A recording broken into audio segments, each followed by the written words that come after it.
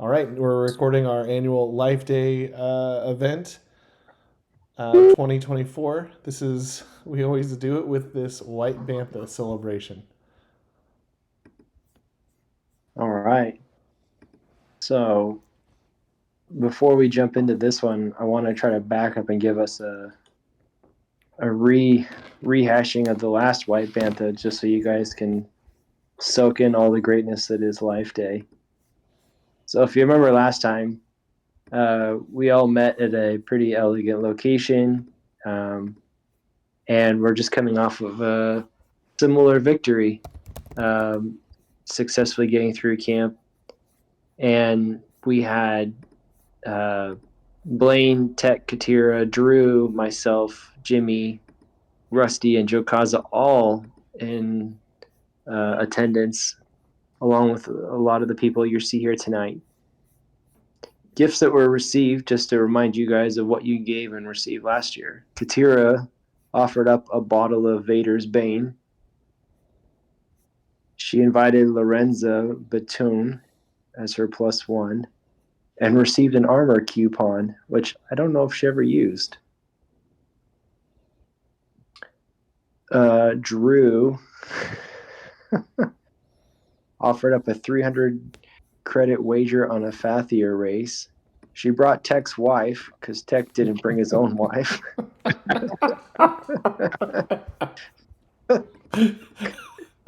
Someone has to bring Tech's wife this year. I too will invite Tech's wife. And she won a what did she win? She won, I think, did she win the plant? No, I think she won the mount. Oh, the father mount. Yeah. Tech offered up his Ibis amulet, which I think he actually stole back because he realized how bad of an idea that was to give an Ibis amulet away that was awarded to him basically because he helped liberate the planet. Yep. in front of the delegation too. Oh my gosh. His +1 was Shirani, not his wife. It's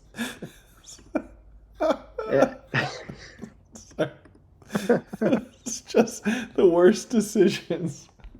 And then I see that he did actually have the Ibis amulet as his gift, so he must have gone back to the table and restolen it back for himself. He traded back to get the Ibis amulet because after he had already got a gift, he was like, "Oh, actually, that's a bad idea," and he went back. That's right. Okay, good. That's what I thought. Okay. Jimmy brought a case of spiced wine, and his +1 was a protocol droid. He got a gift of a wristband force field, which, Jimmy, probably would have come in handy in a lot of the last missions. I don't know where you left that. Wait, I did have one? Yeah. I don't think you've ever used it. I don't think I even remember having it. I think you left it on the table. I have these notes somewhere too. Oh, I gotta add that note then. I don't know if I don't think I had it written down that I had it. Yeah. That's hilarious. Rusty. Did we got you that was useful? Yeah, no, you didn't. Rusty brought a smash lightsaber as his gift. And he brought Callan, so you had to double as both characters. I remember that. And you're like, gosh, this is too hard, guys. I don't want to do this anymore. I think I'm just going to get Callan drunk and have him pass out so I don't have to do his voice. You got a Kyber crystal and a broken lightsaber as a gift. So you must have stolen back your gift as well. I think I traded it. and it got back to me? Maybe. Because I guess. Because I don't think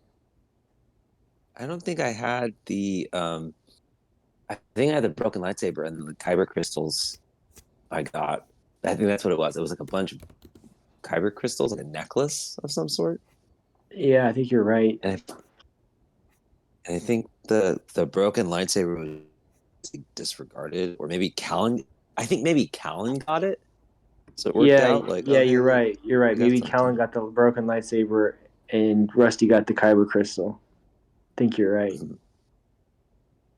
And Jokaza brought a Yeah. repulsor baggage cart that he had all the stats for, actually. He brought Dudek, and he won the Toydarian Chance Cube, which he instantly tried to give away to somebody. Because he said, "This sucks. I don't want this." Oh my gosh.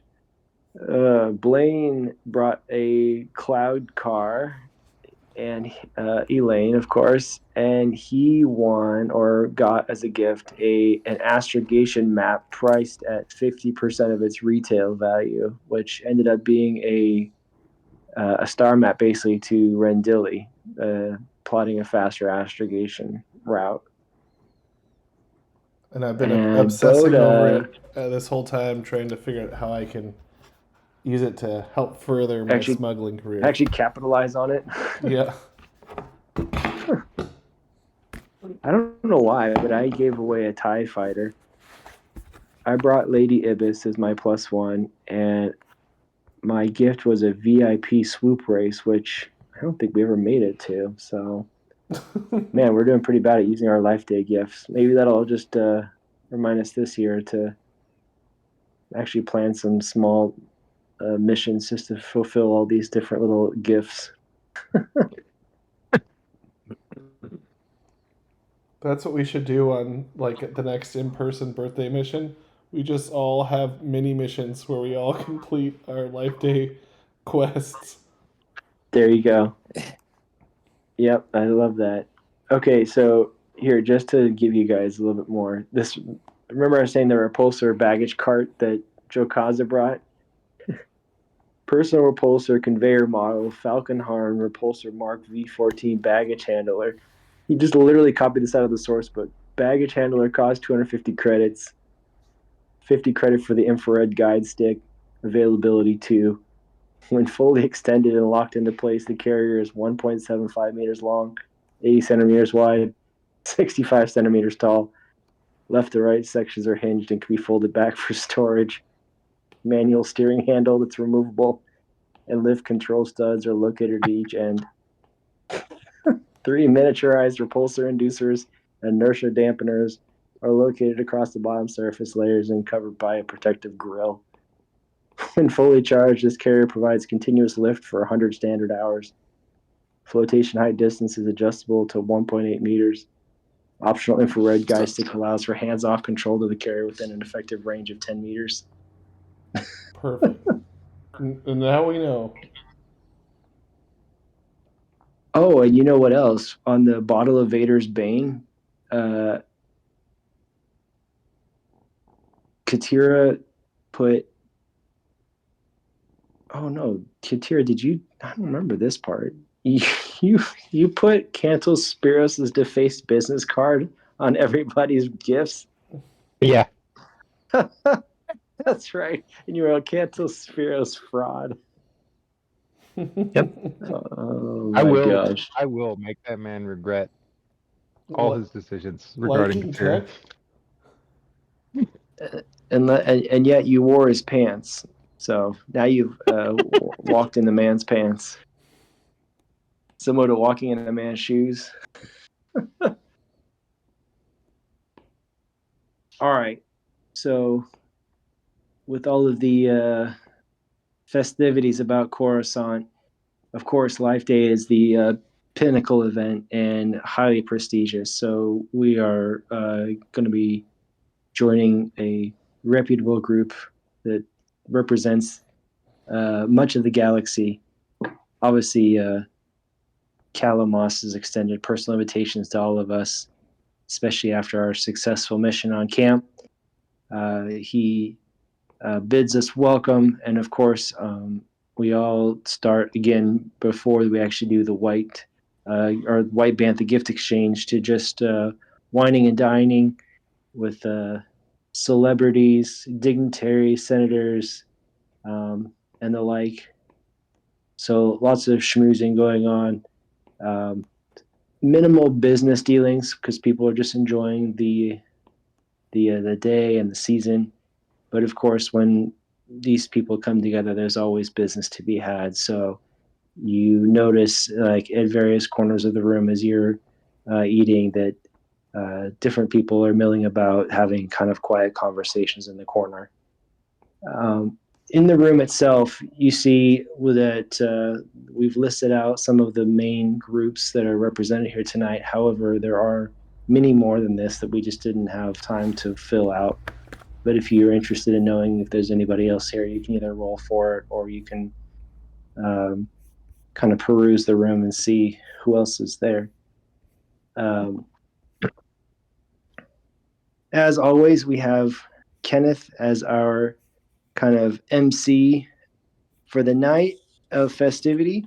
And if you remember correctly, Kenneth was also the one that picked you guys up in the shuttle and brought you back to Cal's office in previous missions when Blaine's ship was impounded in Coruscant previously, and you had no transportation.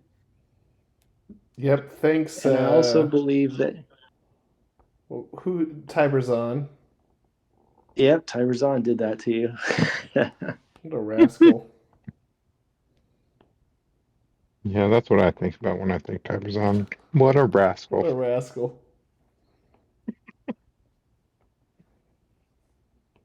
So, is there anybody specific that you guys recognize here in the room, or you want to know more about, or see if there's anybody else here before we get started? Just to verify, I presume that her picture being there means that Aelin, who comes as my +1. Yep. Melvessa declines on the counts that it might not look proper for her to be there without proper chaperone and protocol. I want to look for Charlie team. Anyone from Charlie team, ideally Taz Solana. Okay. Roll for it. We'll see if it's roll D10, 6 or higher. She is in attendance. That's a 5. By 1. Ooh. Nasty. Looks like Taz is not in attendance this evening, but you do see other people from Charlie Company. Hopefully Skid's there, looking despondent without his gun. That's not even that good. Yeah, do I see anymore. Skid? Skids Just walks is around with a there, pool stick. as well as Boho. Who could miss Boho? Everyone's favorite. Big B. And Solomon is sitting at the bar alone. He just got dumped.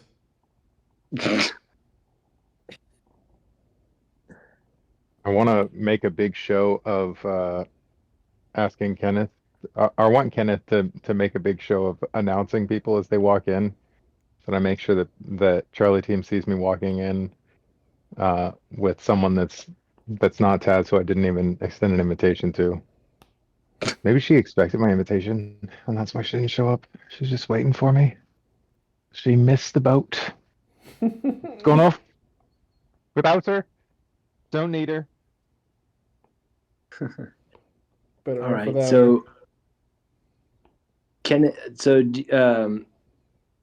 as you guys Announce me. Oh, you have to hand him like a cue card for how you want your pronunciations made and everything, because Kenneth obviously is dealing with several different species and names, so he doesn't want to make a mistake. Oh, good evening. So glad to see you guys here. It's a pleasure that we've been able to do this so many years now, back to back to back. Hopefully the closing of this night will be a little bit better than the previous. believe someone got kidnapped last year, some such issues, but that's all water under the bridge now, isn't it?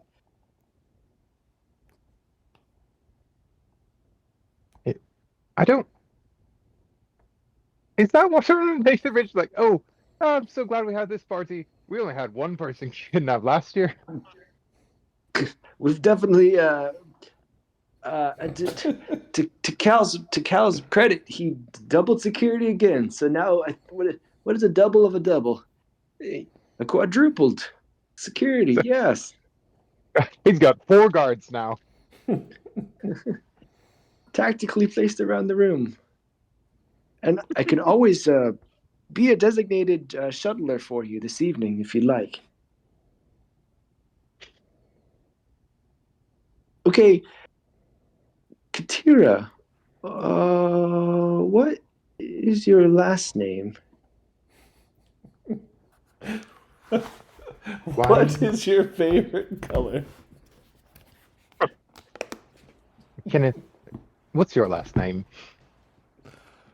Oh, O'Connell. It felt a little awkward. Oh, God.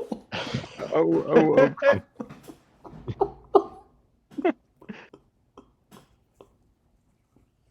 Yeah, 3 O's. You don't need to know my last name, Kenneth. Nobody needs to know that. Okay. Do you have any title you'd like me to add, ma'am? Give me a moment. I gotta write this down. Yes. Give me a card. Ma'am. And I'll start scratching this out. All right. Blaine, Mr. Hansom. That is my last name, Mr. O'Connell. Have we added any other ancillary titles recently that I need to be politically correct with? Just Baron Hansom / detective. And he rings a little bell. Here. Good greetings, everyone. The Baron Blaine Hansom / detective in your presence this evening. Come on, Kenneth, you had one job.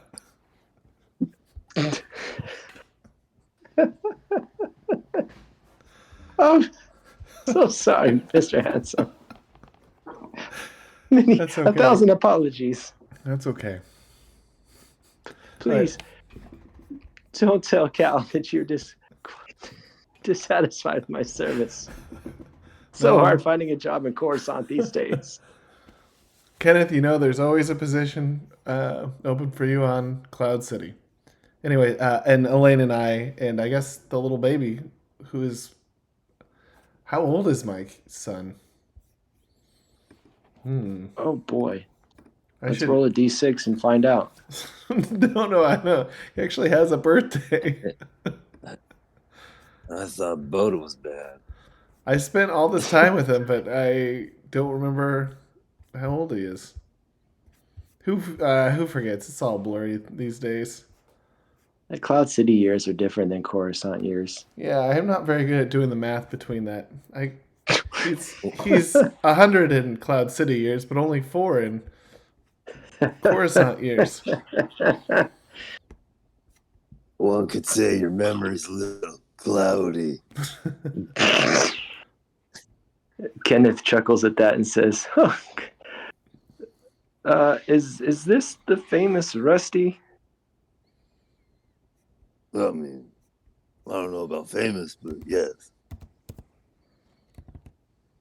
And Yes, sir. And please, I beg 1,000 pardons. Is there any title that I should append to your name as well? You call me Tough Steele. All right. No, Rusty's fine. The enormous Tough Steele, Roostan's Steele, in your presence this evening. Hey, no walk-on music? Man, Oh, I thought this was classic. he snaps his fingers at the Biff band in the back, and you get a little cantina roll. There we go. My jam. Then he Play it looks again, Fig.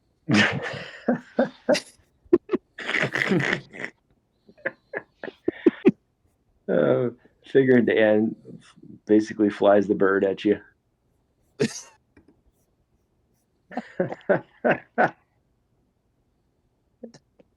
Oh my gosh. All right. So next would be, let's see, Jimmy.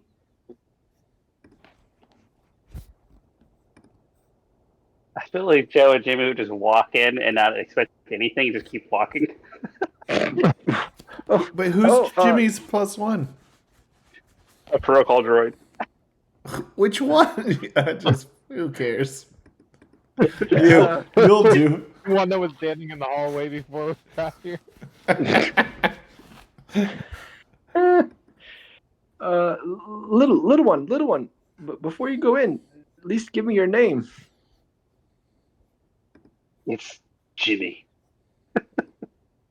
All right. Gracing us with his presence this evening, the illustrious Jimmy.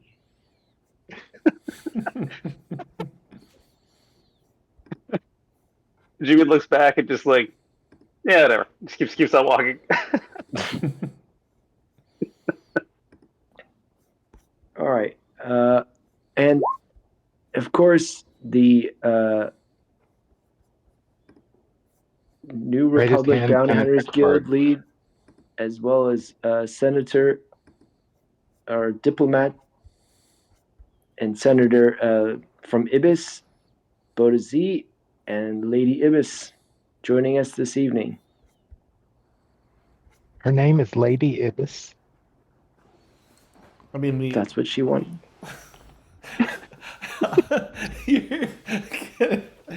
Bota is an ambassador. Oh, sorry, I called myself a diplomat. You said senator. No, I said he's with Senator. Oh, okay. Promoting the hell out of himself. Soon to be senator. No, that's his +1. Nice. Wait, is this the second year in a row you've taken her? Yeah, you know what? I think I did bring her last year too. Let me Yeah, check. I think so. Uh-oh. Are you worried about like paparazzi? Where rumors start getting spread here, Bota. That's right. Maybe I should change that. Or just dive into warm waters. Maybe I'll bring Almost Friday with me. Well, I guess both with Lady Ibis and Almost Friday, you aren't going to be able to have kids, which is the main thing you want to avoid. No more kids. Yeah, what would your kids say? Oh my gosh. All He right. wouldn't know what his kids would say. He's never seen them. Well, he's got to wait till Yeah. they're 21 and they can attend this. That's right, they're home.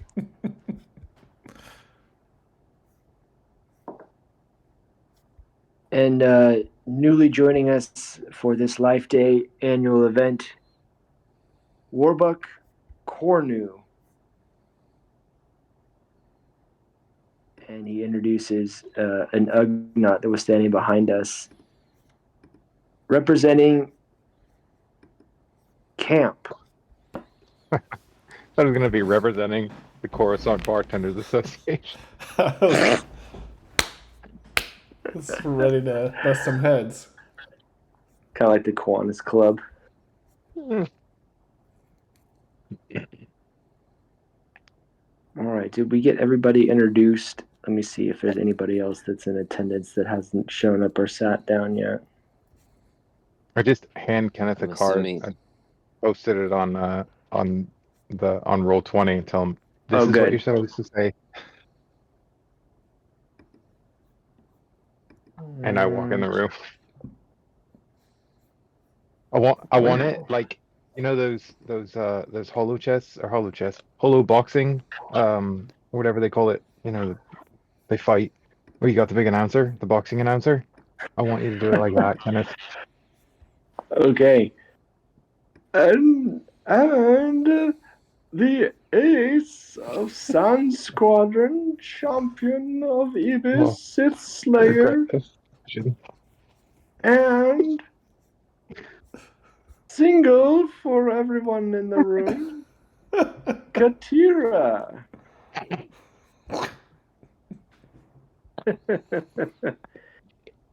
You really don't want to lose your job with Cal? I promise, man, I'm doing this as the best as I can. I've been practicing these names all month. Do you think that's easy? No, not at all. No, you're doing fantastic, Kenneth. Yeah, great. Just bang up job. Well, thank you. I take that as a compliment. You should. All right, so How did that sound threatening? You should.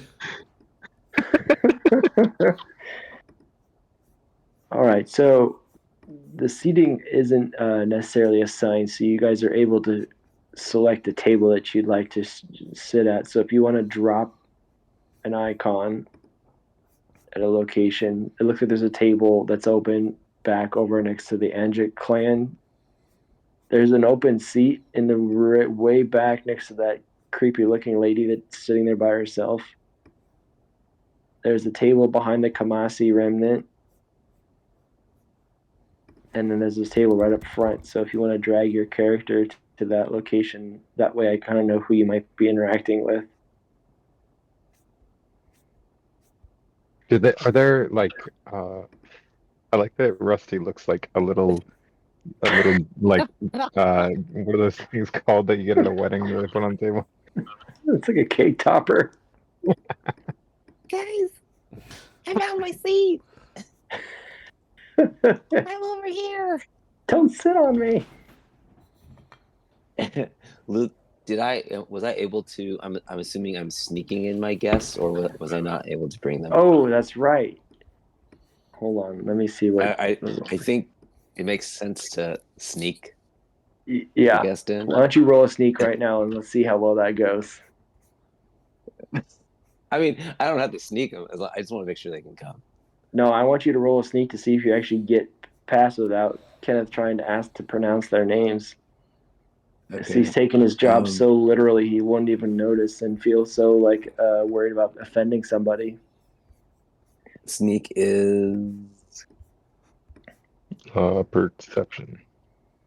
Oh, now Rusty's freaked out, so he gets to roll his extra, right? Because he's really nervous. He's got his prey drive on right now. His willpower. I don't know if it's gonna work.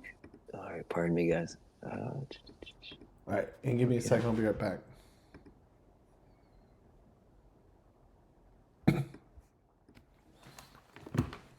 All right. Double checking my perception, making sure it's 3. All right, do I get my extra? Going once? Yeah, only because it's Life Day. Like Life Days when Drew spilled a cup of water on someone and got a bonus to her skills. All right, so Rusty, what I picture you doing is having these kids kind of like the little rascals on top of each other's shoulders, walking in dressed in trench coat.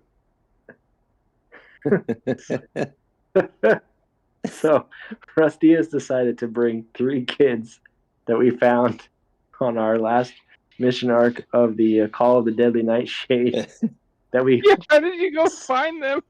semi-rescued, semi-told to scram. In Jokaza's words.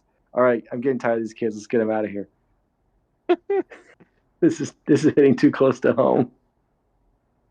I felt bad for him. I'm starting this new program called Rusty's Kids. I take underprivileged kids missing their parents, and I take them to swanky New Republic stuff. Somehow he managed to get them in here without being noticed. So they are now sitting with him at the table in the trench coat.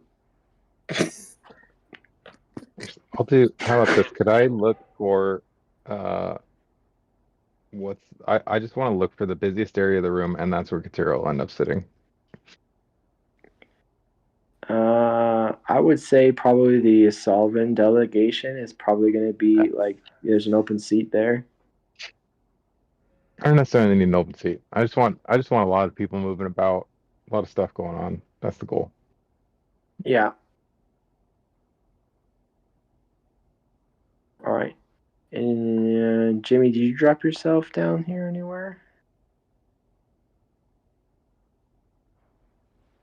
Oh no, I forgot to do that. All right, let me know where you're going to go to. Let's see, where is my icon?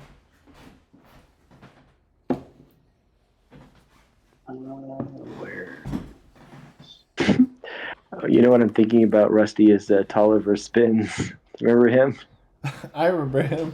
He was he worked for that bounty hunter house here on. Yep. Clan Broshnar? Yeah, that's it. That's exactly it. So, Jordan, I don't know if you heard, but Rusty brought the 3 kids that we like semi-rescued. How did he find them? Put out He a didn't know flyer. he didn't know where their dad was, but he knew how to find lost kids. That's great. And somehow he rolled a sneak high enough to be able to get them in without being recognized. So I said that he stacked them on top of each other like the little rascals in a trench coat. I was definitely gonna make that joke. For the Like kids. Tiberzon, those little rascals. Those rascals. Those little crime barons. Oh, you know who else is here? One of Katira's favorite friends, Tamil Kuriao. Oh, excellent. So there'll be some Is he by credits the lost. Solvin delegation? There'll be some credits lost tonight by somebody. I think every single time you've interacted with him, you've stolen something from him. You know, I could do with Game Master not remembering that, because it might mean that the character remembers that. Yeah, I think he probably does. I don't know if he would know it's you, but he definitely knows that he's been pickpocketed and you've been around. But you know, his naivete definitely runs pretty strong. All right, so it looks like Jimmy, Blaine, and Katira are all kind of back of the room. Rusty's taking it front and center with the little rascals. I moved in between the Trandoshan Liberation Front and the Anjik clan just to see if I can pick up any information. And all right. Okay, so Cal is going to be introduced by Kenneth, of course, and he'll come up to say a few words to kind of just, reminisce on the importance of Life Day, that its significance of hope and peace for the galaxy and a unified universe is something that we all seek to, endeavor each and every day, but especially on Life Day, where we celebrate the democracy of the New Republic and the expansion of goodwill amongst the galaxy. And he reminds everybody to not only enjoy the revelry, but also practice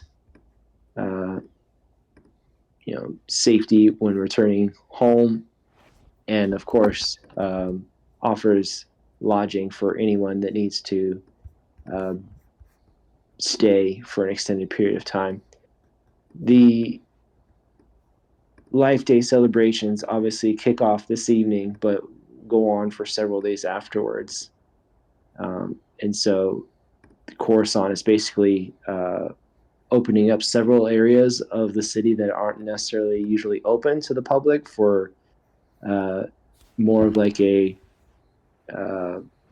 kind of, concourse d'elegance type approach where people are allowed to kind of do like the behind the scenes look, as well as, have more direct interactions with senatorial offices and people of all walks of life are kind of greeted with open arms, so to speak. So he says, and of course we always like to kick it off with the famous White Bantha gift exchange. I will remind you guys all of the way we do this event is we've all brought something near and dear to our hearts, or something dear to our association, and we hope to pass that on to the recipient. We ask that if you are you bringing a gift, that you make sure that it is received and transferred accordingly at the end. If there is anyone that has not been able to locate a gift, we have several consolation items here at the table that we'd love to be able to provide you with. And with that, we'll kick it off. And he motions to Blaine and says, Mr. Hansom. Oh, I forgot. Handsome detective, honorable Cloud City Baron. Yep. Baron Administrator of Cloud City, who does dabble in little detective work here and there. Thank you. Do you flip out your badge at the same time? No. I stole it. In front of Calamar. I'm also a police officer. I'm also Probably undercover. Narc division. Thank you. Thank you. He says, I'd be honored if you would show Warbuck Cornu, our new representative from camp, how to get this event started. And so he motions to the Ugnaught sitting to a table not far from you. He says, because I know that your Ugis is fluent. Absolutely. So, do you want me to explain the rules of White Bantha? Yes. Okay. In Ugis. Okay.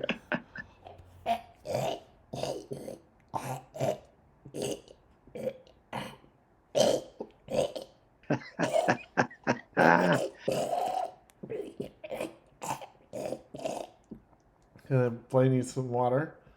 The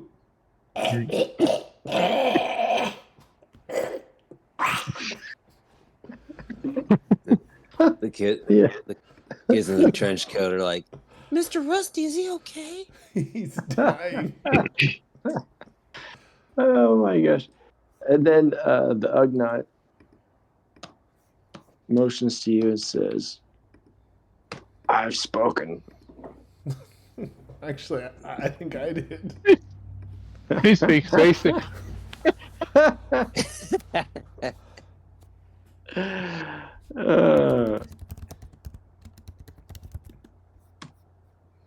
Okay, but All right. But for reals, does everyone really remember how to play White Elephant? How many steals? Just the one, unless it's then stolen from you. And then it's locked in though? Like how many steals till the gift is locked? So when you get a gift, it's yours. And then if someone steals it, you get to either steal from somebody else if it hasn't been stolen that round, or get a new present.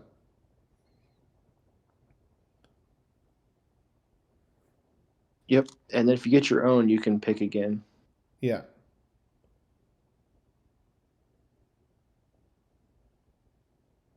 And you'll roll basically 2 d20s and 1 d50. And the d20s basically tell you, well, it tells you basically kind of like, it won't tell you, but it'll let me know like where the gift came from so I can keep it all logged. Okay, here is the rules. And there's one rule at the end that I've never played with, where if you're the very first person at the very end, you get to either steal or keep a gift. Ooh. Oh, Right, and kids. a gift can only be stolen a specified number of times per game. Yeah. Which is twice, I would assume, if we're just going by these rules. Only That 2 there sounds are. good. Okay, let's do this. All right.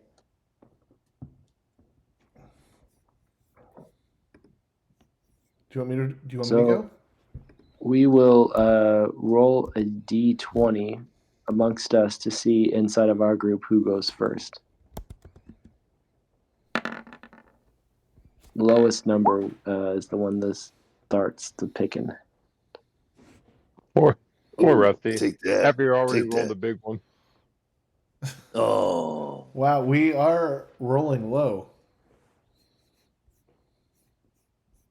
Yeah, so Blaine got a 2, Katira 6, Rusty 5, Jawa Jimmy's going last. Nearly dead last. Oh my that- goodness. So things don't change. That's good. He gets to look at everything. All right, so the order is going to be Blaine, then Rusty, then Katira, then Bota, then Jimmy.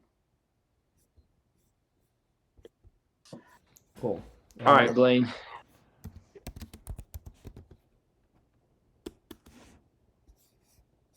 And then will random people just go sprinkled in between us? Yeah, I'll Cool. start knocking things out. All right, roll your d20 for me too. Okay.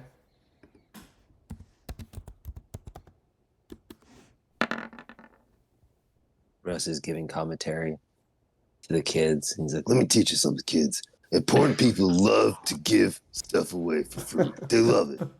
They're not even using it anymore, man. All right, give me one more d20. All right. Feel bad. I don't even remember your kids' names again. What are they? Stinky and Crier. I'll just name you guys. Yeah, Stinks, Crybot. Definitely wasn't their names. Complainer. Okay. Katira doesn't know. Let's see. All right, so you walk over to the table of gifts, and you pull an envelope that is gilded with a kind of silvery kind of lettering, but also has like a kind of like a ribbing around the edge of the envelope. It kind of catches your attention. You open it up, and it's basically a certificate for an antiquarian researcher to go through your valuables and appraise them for you. Sweet. Who? Oh, and I don't have any idea who. The researcher is antiquated. Yeah. Really old man. I don't have any idea who might have. Was there any symbol on it or sigil to let me know who it came from? Yeah. Roll. My let's investigation. See. Yeah, roll your investigation. Why not? That's good. I like that. Let's see. All right, kids. So the reason why you don't actually want to do that gift is tax reasons. Let's put me in a new tax bracket. Why am I taxing myself so high? Blaine Oh just my got gosh. gypped. Oh, okay. So you believe this? It looks. Um. Hmm. I would think the reason that you don't want that gift is that somebody is basically determining what they should steal from you. Yeah, that's what I'm Yes. saying. I'm worried that it's the Huts being like, oh, let's determine whether or not we should rob you. Uh. And it could be. Let me see. Okay, this is what you see as part of the. Okay, I'm gonna paste this into the chat here. Give me 1 second.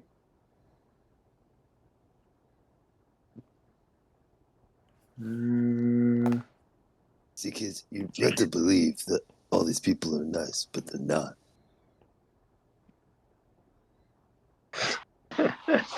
Someone wants to stab your friend Blaine in the back. Detective Blaine. Sad thing is, he can't find his own killer. When he's dead.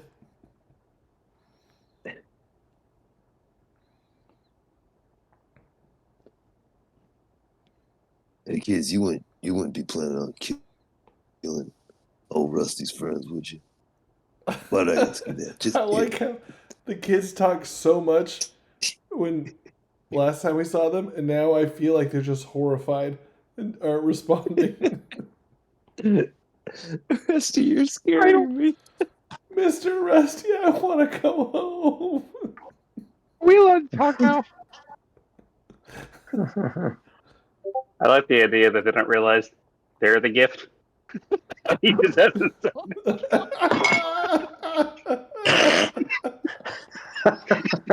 You got your new home, kids.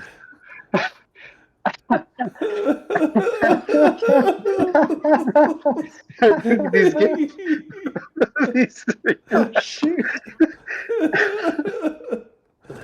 Well, kids, some of the folks here want to turn you into slaves. Old And Rusty's and I'm one of 'em. nonprofit's definitely making a name for itself tonight. Really trying to lift these kids up out of the depths of disparity by selling them into slavery. I'm just trying to give you an education, okay? Can't buy this stuff. I'm trying to give you a glove up. All right. One hoof further in the race. Blaine, can you see the thing that I posted in general?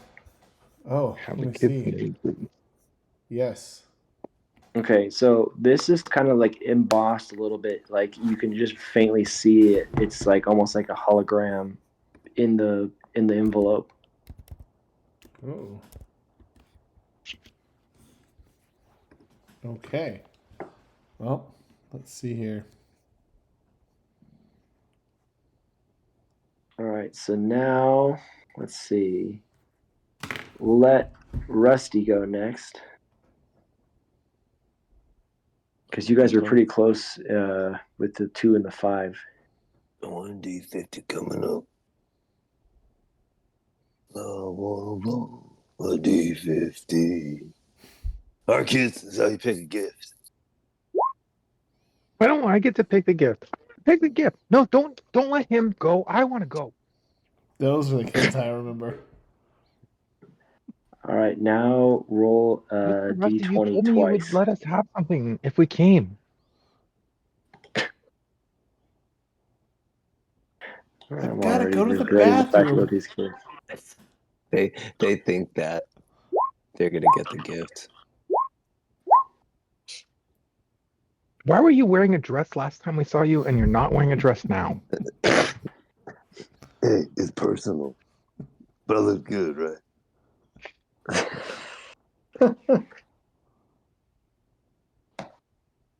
I like the wig.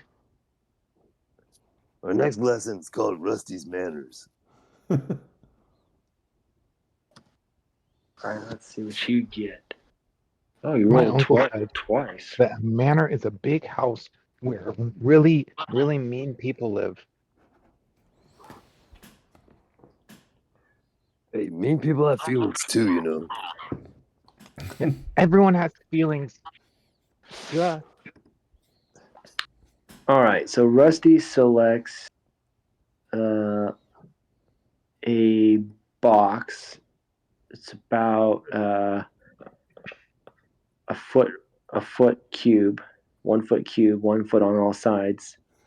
You open it up. Inside is a like little miniature looking probe droid, and it essentially barely functions as anything else than just like a little I don't even know what you would call this. It's almost like a ring bearer kind of thing. You open up the top of the probe droid's head, kind of like the case, the shell case on top, and inside of it is like a little basically like looks almost like a credit card, and it's offering you the option for a droid upgrade, 1 free upgrade, and 50% discount on all of their work of your choice. Oh, hey, that's kind of cool. And the droid obviously is part of it, but you're not really sure on what it functions as. I mean, I thought this was an alarm clock, so this is a lot better than Okay. All right, so now Kids, put it in the trench coat so no one takes it. that's right. I don't want to hold it. No, I'm gonna hold it. No, I'm the big one. Okay, the mining guild is going to go next. The one sitting opposite of Blaine with the fanciful colored hat. I want to debate him later, but that's another story. Yeah, Can debate you him if he's in style. can you roll for him, Jordan? Yeah, no problem. Do you want me to roll a d20 as well? Yeah.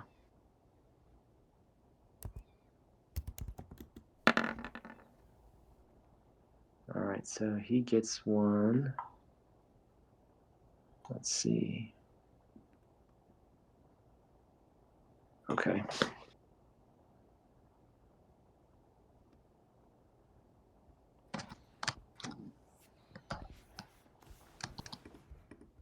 I don't know if you know, but I took with that image. I took like normally he has like a white hat, but I basically to make him different, I dragged the color yellow over him, and then I put a mustache on him to make him look different. But the Mighty Good Guild, that's their color, so. It works perfect. And the That's leader great. is has ties to Quat, which explains the ridiculous hat, which is Quatty. They love those hats. All right, so he opens it up and presents his gift. It is coordinates to an unknown location for a gala event, and it doesn't look like it's necessarily spells out like who all is coming to it. It just says that it's it just gives like coordinates to a location and has basically like a formal invitation. I would never use that gift if I got it.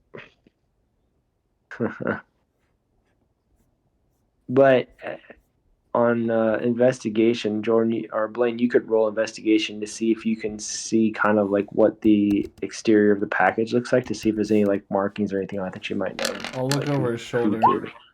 Yeah. Oh, then that's actually one more d6. 25. All right.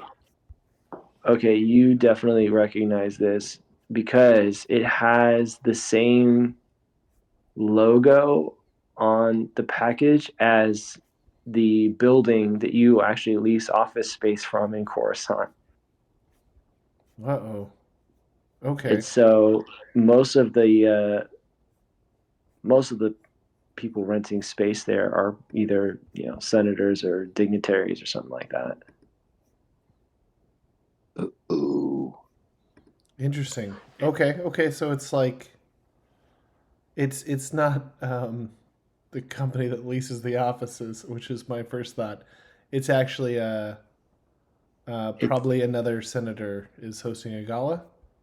It's like their stationary logo, right? So they're basically like anyone that has office space in that building gets like customized stationery with that logo on it to kind of show like the poshness of that location, because it's such a like notorious address in Coruscant that you want to be known to see that you're writing on letterhead that comes from that building.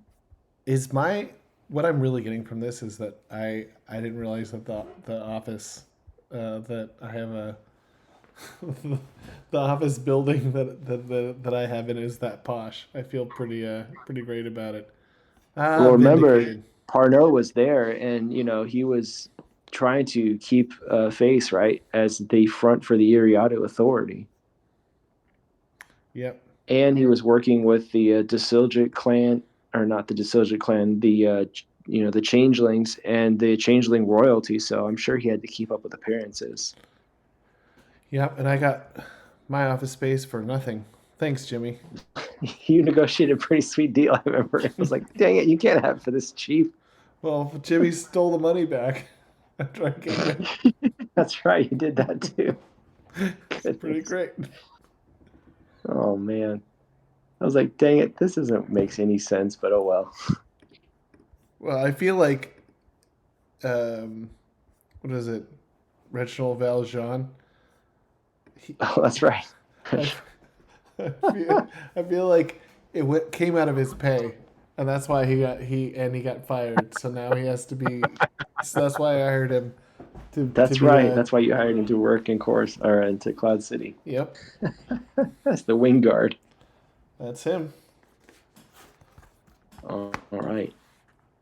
Let's see. So who was next? We have.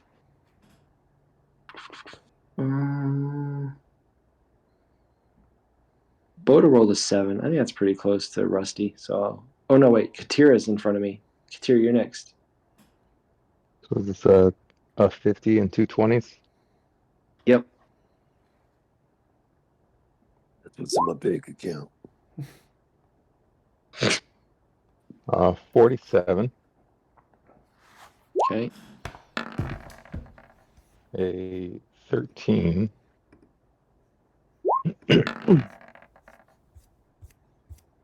And a 2. And could I? All right. Could I? Where's the gifts at? Are they like near the stage? Yeah. Could I, on my way up, just kind of like pretend like I trip over a chair, and I want to try and like trip, fall, and not like fall big, like fall and like stop myself on the table, and I want to swap my a Cantalspiros business card for their invitation to this gala. Oh my gosh. All right. All right, so you.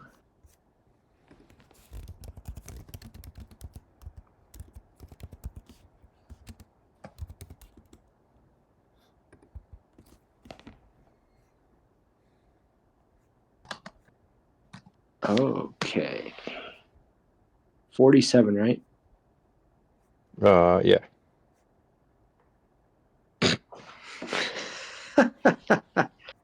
All right. So you go up and you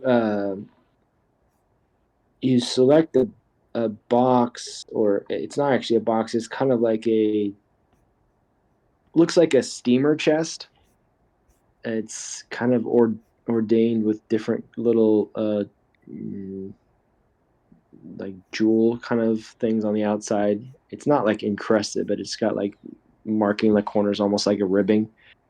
And in the front, it's got a kind of like a digital padlock, but it just basically takes your fingerprint to open it. And when it opens, inside there is basically a diorama of what you would guess to be like a home, you're not really sure of like where this home would be or like what it looks like. The styling isn't something you're used to seeing for like what house this would be. Like you wouldn't consider this a home, but it's basically an offer for you to receive furnishings in the fashion of their planet.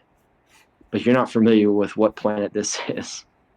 You can roll to see if you could try to figure it out, but from first glance, you're not really sure. What do I roll? Do you have any? Let me see what skill that would be.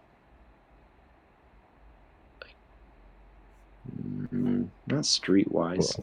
Like planetary systems? Even that seems a bit odd. We could try that one. Doesn't matter, they're both terrible. I mean, they're both knowledge. Yeah, it'd be base knowledge for either of them. Big money, big money, big money. No, 9.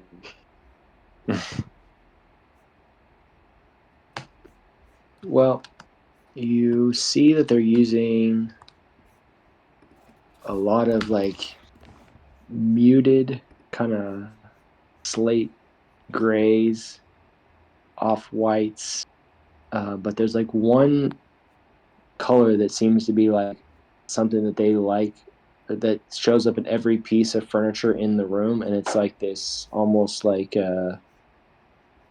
what do you call that? What's that? Like that Moroccan blue. Okay. What is that called?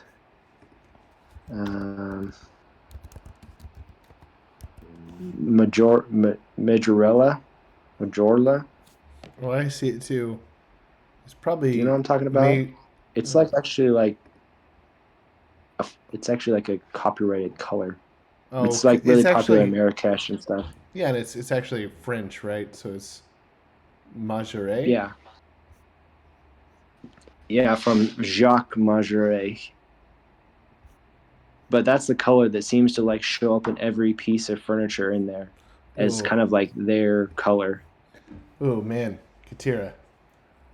I have this office, but I gotta I gotta furnish.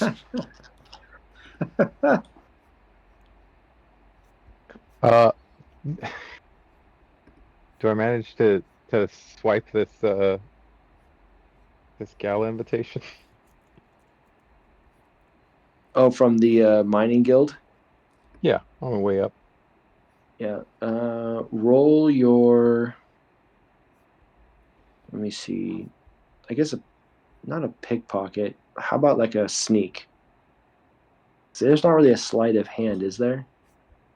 There's a pickpocket, I think, is what they usually roll for sleight of hand. But it's not really on him. It's just on the table. So you'd have to be able to get it off the table without him seeing it. So you'd have to knock it off the table and then pick it up off the ground. So when you walked by, when you fell, you would have stuck the business card in his pocket, but the actual certificate for the invitation was still sitting on the table in front of him. So you'd have to kind of knock it on the floor. Yeah. All right. So I'm going to have. What do I want you to roll for that?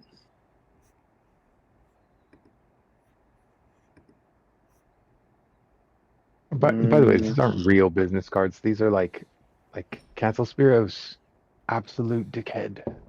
Cancel Spiro's got a big butt. Wait, what? Is that even bad? I mean, you're gonna track someone.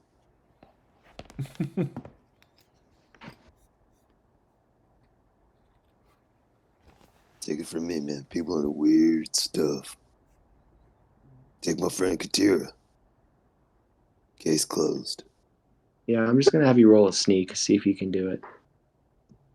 All right. I think our sneak is 60, if I remember right. It would almost be like running a con, but it's not really a con. It's because you're like just basically trying to create a diversion. That's a 21. Yeah, okay. You're able to knock the certificate onto the floor. and slip it into your waist, your waist pocket, enough that it's not noticeable when you stand back up, as you like kind of catch yourself and apologize for tripping on the way to the stage. All right. Don't need this either. Just collecting crap I don't need. All right, so you're not formally stealing from them, you're just stealing, which is not the point of the white bantha, but that seems to be Katira's way with everything these days. Yeah, are you not getting the idea of the white bantha? You're not getting into the spirit of it? Look, internally, I just want everyone to know I put a lot of money online here for some furnishings.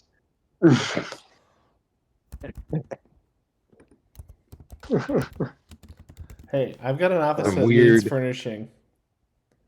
It's actually really I weird guess, that the RPG is like, oh yeah, office furnishings. That sounds great. All right. And So blue, now I don't know. Hey kid, do you think this is my blue? No, I don't know why you're asking me this right now. Shut up. Hey, he bit me. Hey, I'm holding Mr. Rusty's gift. I will bring you right back to the speeder if you don't shut it, okay?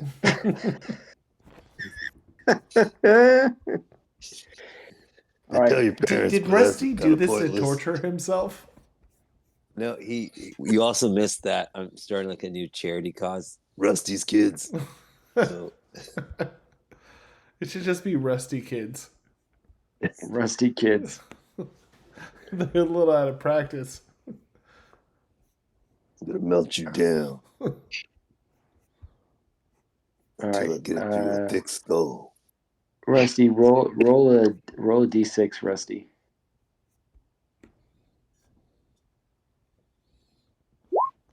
Six. Okay. I'm gonna have to have. I hope this is recorded because I don't actually remember what I just stole from the mining guild. By the way, One of the kids you brought is gonna sneak his way up to the stage and steal one of the gifts off of the stage. So go ahead and roll to see what he stole. Oh, damn it. He's stealing 50. kids. 50, 2020. Yeah. hearing about this, I just want to say that Rusty, I'm inspired to start my own group, Katira's Kids, and they're gonna do something very different from what Rusty's Yeah. kids do. Well, I'm just gonna let you And know this right kid- now. They've got their ticket. First Rusty's invite right kids there. are gonna beat the crap out of Katira kids. Just saying. Oh my gosh. Okay. So they get back to the table without being seen, and Start you a look group of street urchins. and you look down, and they're opening this thing up in front of you, and it is basically it's like a hologram, like one of those little holograms that you hold up, and it like projects a hologram up in the air of a former racing Velker, which is kind of like a flying manta ray. And so basically someone's gifting you this manta ray that you would race on the back of. Oh man, I'm so happy I didn't get that. The kids are like, can we keep it? Can we keep it? Yeah, man, whatever, man. These rich people don't care.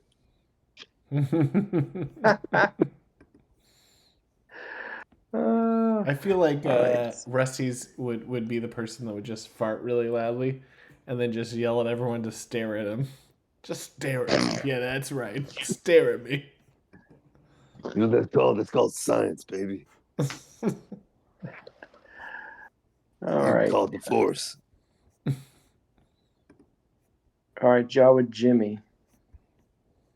Can you roll for one of the other people in the audience? Sure.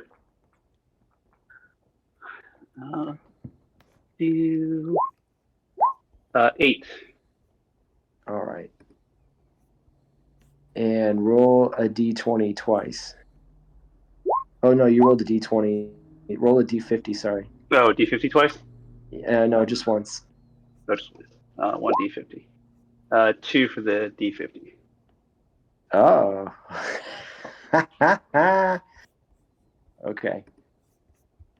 So this one is.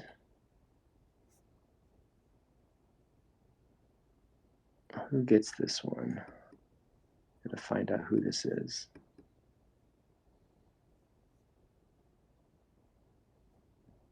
Okay, so. Oops, wrong sheet.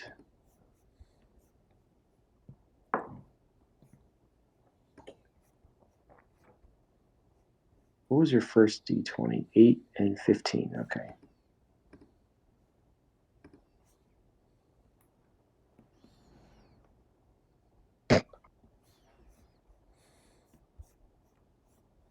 All right, so one of the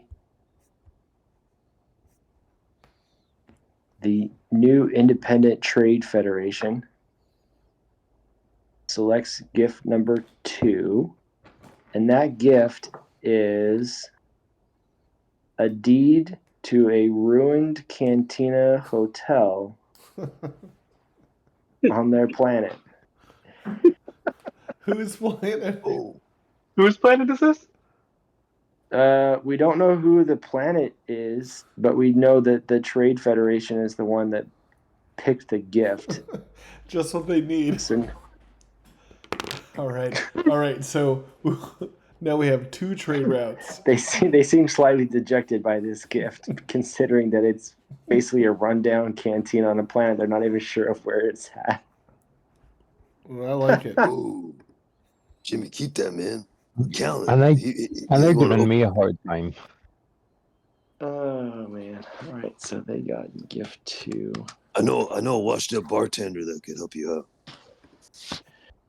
All right, so now it'll be. I think Bota was the next in line, Yeah. right? I think No one's Yankee Yeah. swapped yet. no. Well, Katira's just straight up stole. Well, the kids Yeah, did too, like but you're that. not shaming the kids. Yeah, Hey, they're allowed to make mistakes, okay? They're kids. I was waiting for Rusty to speak up, but he just let it fly. So No, it's kind of cool, you know. Actually, I just helped out someone not get some garbage hologram toy thing. You can deal with that. it's not a hologram; it's a real manta ray. Oh, kids, I think you should put that back. This is the manta ray loves eating children. Uh-oh. Back now, we just got it. I want to go on a ride. I want to go on a ride. I want to go on a ride. I want to go on a ride. Hey, man, that thing can eat you with one bite, man. Swallow you whole. It says here that it's safe and that I'm sure they keep it safe for kids. Yeah, who would give out a dangerous gift, right? All right, that's cool. That's one way to find your parents. I feel like Cal is probably very happy that Tech's not here because he always gave crappy gifts every year. Here's some garbage. Here's some lint I found in my pocket.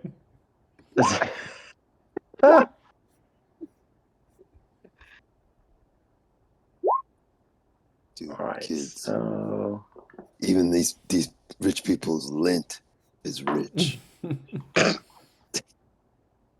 Bota rolls a 9, 20, and a 4.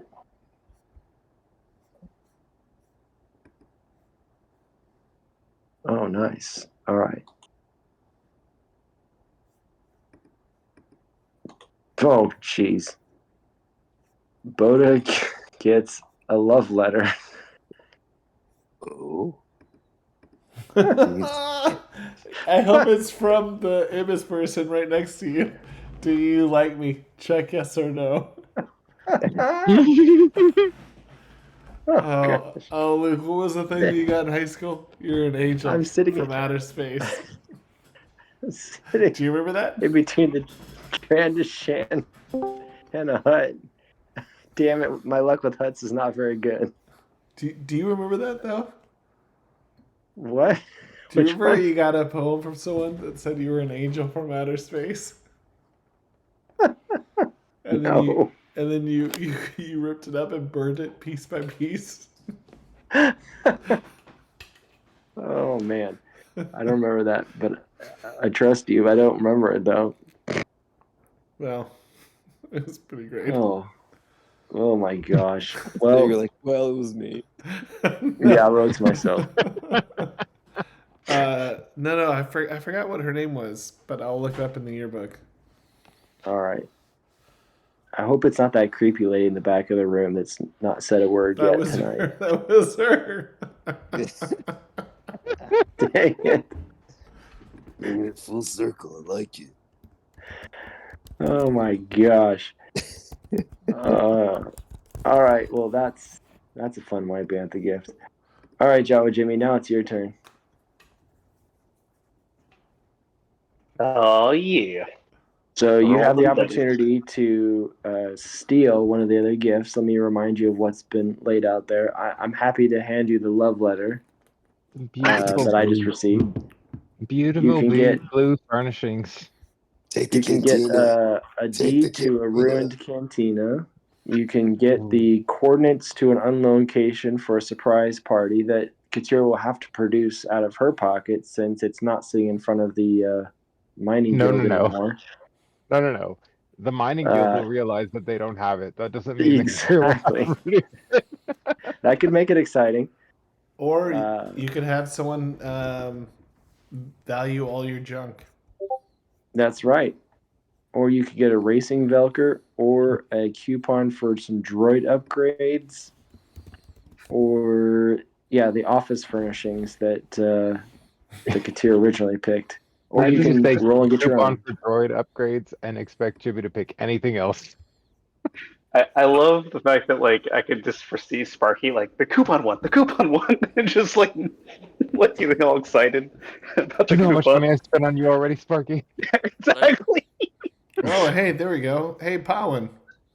Yeah. Hey, Yeah. I made it. just in Nice. time All for right. the gift giving. Love it. Oh, classic Ram. You gotta come up with some sort of gift that you can give out of either your, I don't know, things that are in your equipment log or whatever, and then we're doing Yankee swap, nasty Santa, but it's called White Bantha. Nice. I feel like. Go ahead. Sorry. Take the droids. If you guys recall, we were on that diplomat ship at one point, and I took a bunch of his clothing. Oh, you got some fancy clothes to Oh, give. nice. Yeah. Yeah. And So let's gems do and that, stuff. 'cause it wasn't. It didn't fit me. Steal it from the rich. Giving it back Give to them it in the face. Back to the rich. Mr. Rusty, do you think we could trade this gift somehow? Kids, you're not even supposed to be here. Okay? It's your day off. You invited us to a party. Yeah, I just want to look like I cared in front of girls. I mean, no. Where's Lulu? Then why did you make us dress up in this trench coat? Hey, look, kids, you're here to learn the hard facts about the galaxy, okay? Now just shut up. Think about your death trap animal thing and just pray someone's going to take you. I don't know we have it. Should we take someone else's gift, Mr. Rusty? If you wait your Mr. turn. Mr. Rusty. I'm If you're sorry. going to take anything, like, go hang out with Katira. Who's that? Never mind. Just hold on and wait till someone else gets something good. Okay, just play the game. Oh my gosh. All right. I'll be right back. Keep going, guys. All right, I think it's Jimmy's. I think it's Jimmy. Did you want to steal, Jimmy, or you want to roll? Deal. I'll roll. I feel like I don't need more coupons. Jimmy Steal. doesn't want a broken down cantina. But I want the cantina, so steal the.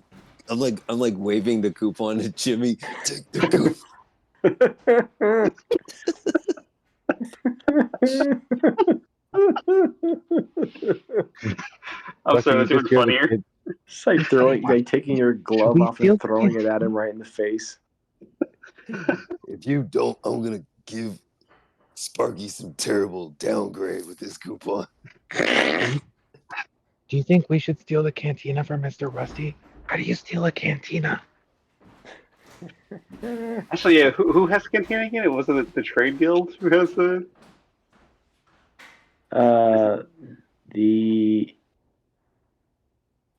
It's the new Independent Trade Federation. Those people are weird. So behind the last one man. outside of Rem to go.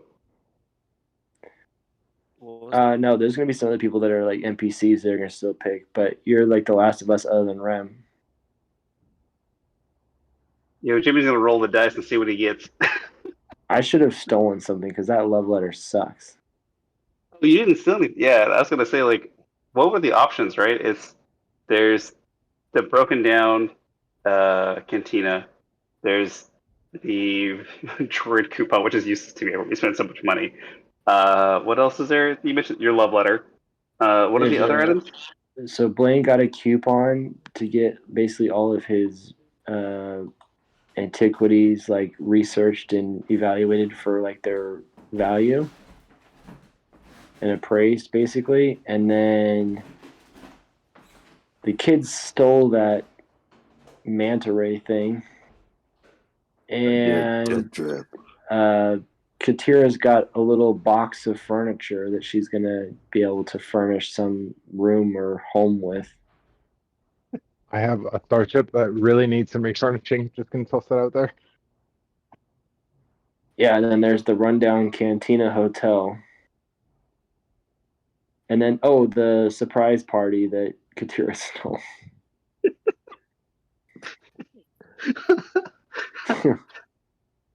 All right, you know what? The appraising junk seems to make the most sense, but I don't know if Jawa has any junk that's even worth appraising. What would he even have that's worth appraising? You have to go steal something just to get it appraised. Maybe that flute's worth something, Jimmy. Wait, say that again? I started to hear Katira. Maybe that flute's worth something. The flute. Oh my god, that's right. Do I still have that dragon flute? Oh, I do. That's right. I never give it back. So, didn't someone get it like a instrument that's signed by an artist, a musical artist? You mean when we're on the planet where we're Yeah. sorry, if we're doing the Battle of the Bands? Yeah. Was that Jakaza who got something signed? Oh yeah, I think Chakaza got a signed instrument. Yeah. Yeah, that sounds like Jakaza. That sounds legit. I'm gonna roll the dice. Let's see what happens. Let's see what random terrible gift we get. 11. And you said 2d20 and a d50. and a D50. I'm back. A What did I one's usually miss? not good. Two ones. Oh, 2 11s. 1, 1, 1. A lot of ones. All right, so let's see. What did I Is miss? that a good one or a bad one? Just the kids pissing me off. Nothing else. The kids are pissing me off. I should have sold you as the gift. It's not too late. You know what? You can. All right, so I think Mr. Rusty wants a cantina. Should we get a cantina? this is interesting. Okay, hold on. I got You to guys figure can't this even one out. go in the cantina. You're not old enough. Although I would love there to be a cantina called Mr. Rusty's Cantina. Like that's just the name. Cantina. Mr. It's Rusty's. for the kids. It's for the children. It's not a cantina. It's a kid Tina.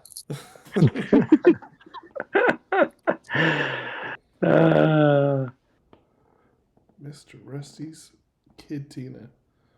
Mr. Rusty's Cantina. It's like filled with trampolines where you can drink and jump. And die. Let's die. Break your neck. They make a lot of purple drink there. Come here, break your neck.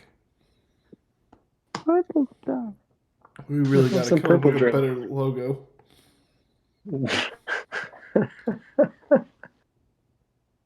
Okay. Get off my Uh, shoulders! We have to look like an adult. I do love how Jokaza got so annoyed by them. He was like, forget these kids. You're out of here. I don't even care anymore. That's why you're here, kid. To remind you that even the big heart of a Wookiee couldn't handle your butts.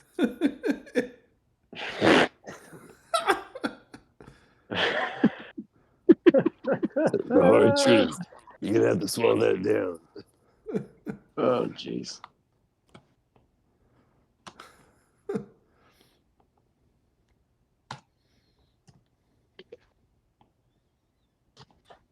Okay, so you go up to the stage, you pick out something that is let's see.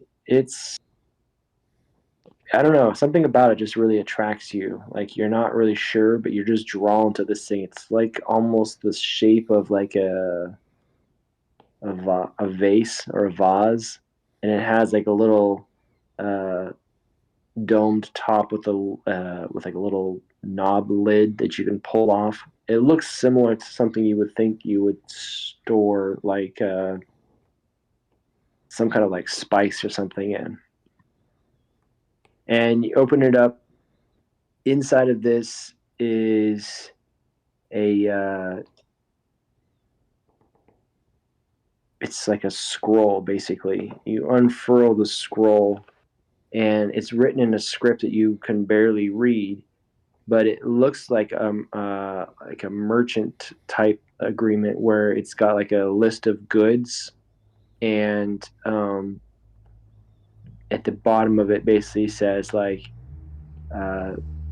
bearer of this certificate is entitled to acquire any of these items for 50% of cost. That's awesome, actually. So it was a random junk Jimmy can get. Yep. And Jimmy discovered the junk heaven.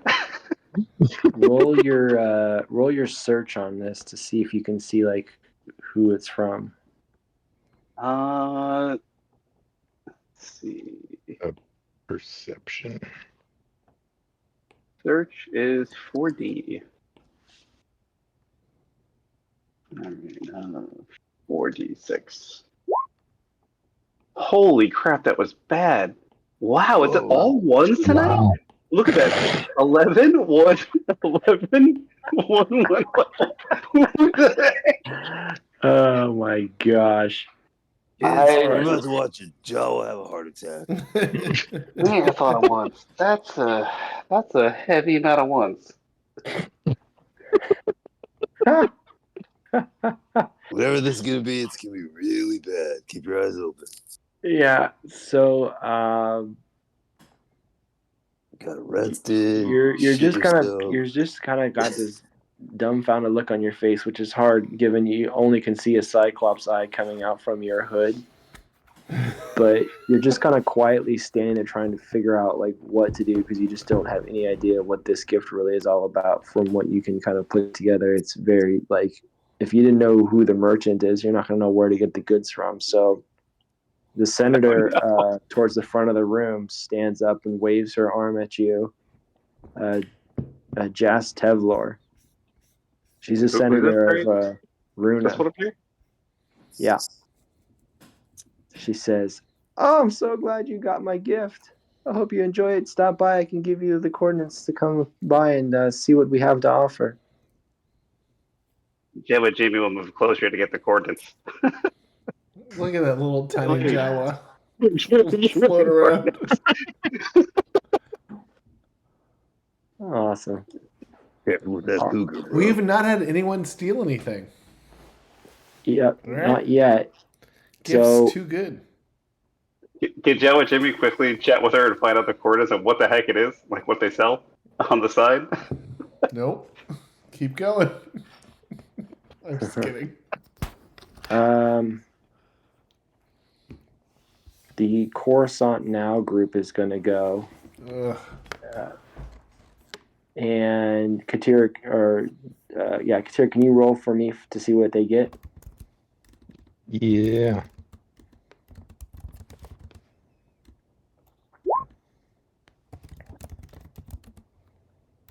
That's a 34, Okay.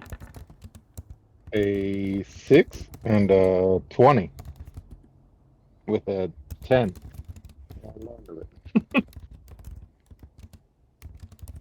Okay, and then roll one more d50.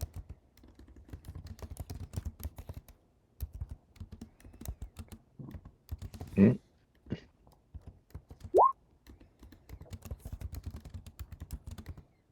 Uh, 10. All right.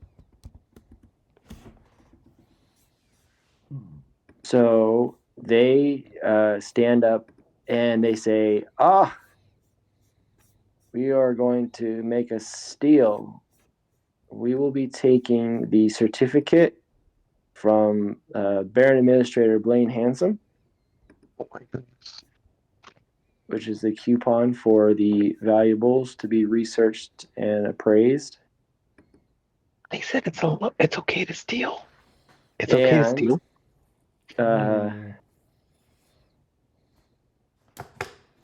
they also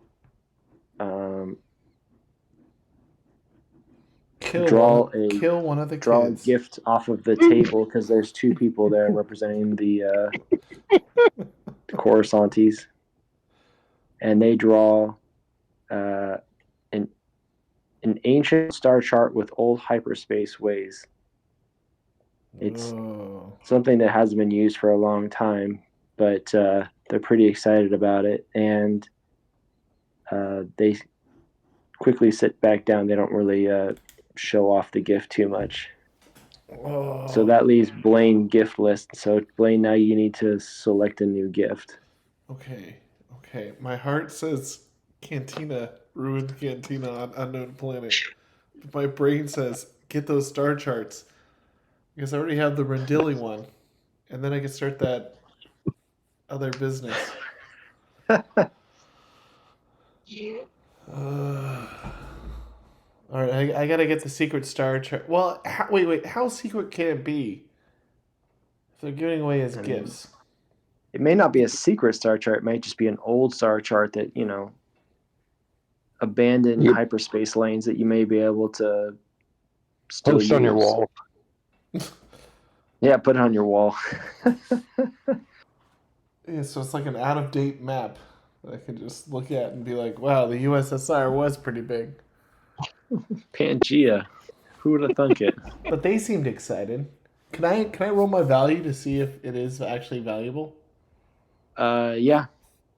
Sweet. What does your heart tell you? My heart tells me to get that bar and call it either Bota Woulda Wanna or Old Rusty's. Whoops. Guess I roll it twice. Good thing they're pretty much the same. Yep. So you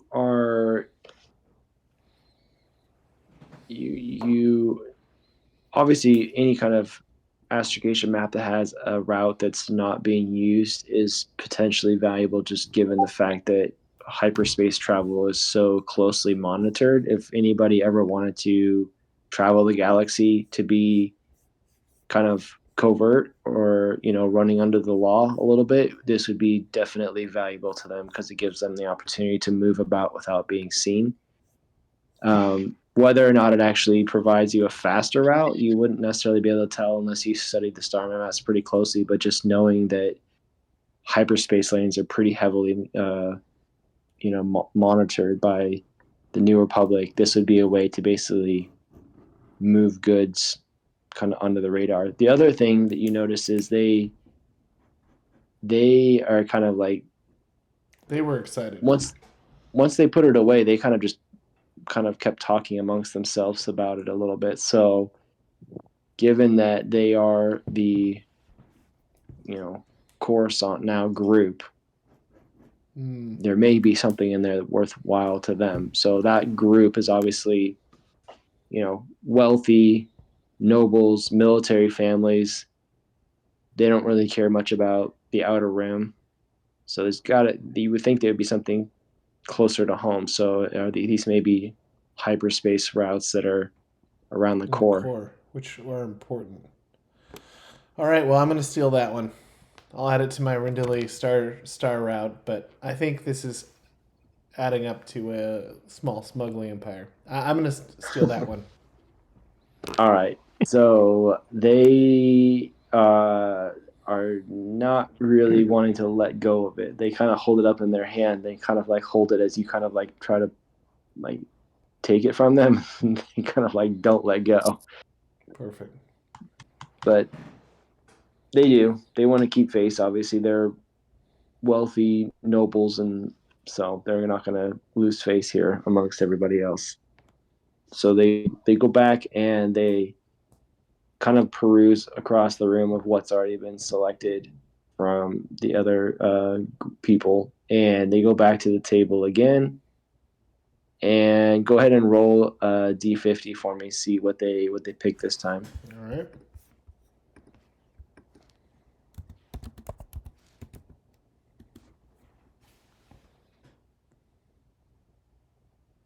$31. Does that work? Yep. All right. So they select a. It looks like a. The box is. It's semi-plain, built out of like fairly common materials. You're not really sure what like led them to this because it looks really different than the star map, obviously, in terms of like what its shape and dimensions are. So they've kind of gone the opposite direction with a little bit larger box. It opens up, and inside is actually a pantomime. A companion love letter.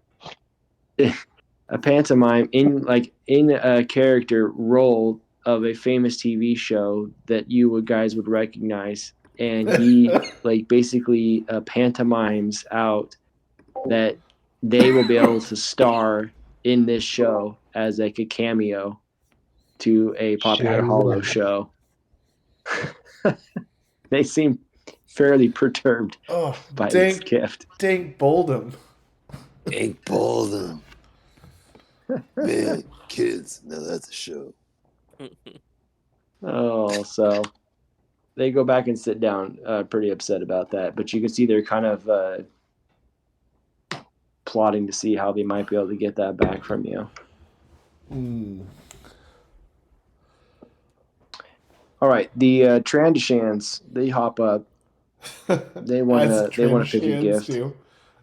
Yep. Rusty, go ahead and roll a d50 for me. Take 50 coming up. No, Jordan, your foot is in my stomach. All right, this is okay. So the Trandashans pick up this box. Inside of it is a rare gem that signifies peace from the homeworld that it's from. Well, they definitely want that. Yeah, they do. They do not want that. I would love it if it's from Kashyyyk. All right, roll a d20. If it's a 20, it's from Kashyyyk. Oh my gosh.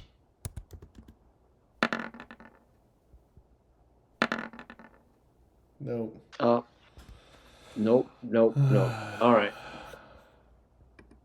That would have been great though if it was.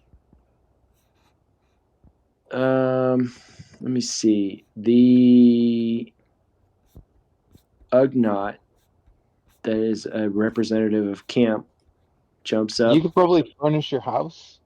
Just saying. I heard that a lot of stuff got blown up there. Really use some new furnishings. Couches and chairs, walls. Hey, I may buy that from you, or trade it from you, or maybe we can just share the office. He's interested in that cantina. Of course he's interested in The cantina. trader shan? No. So he steals the cantina from the New Republic, or whatever that trade federation is. New the New Independent Independent Trade Federation.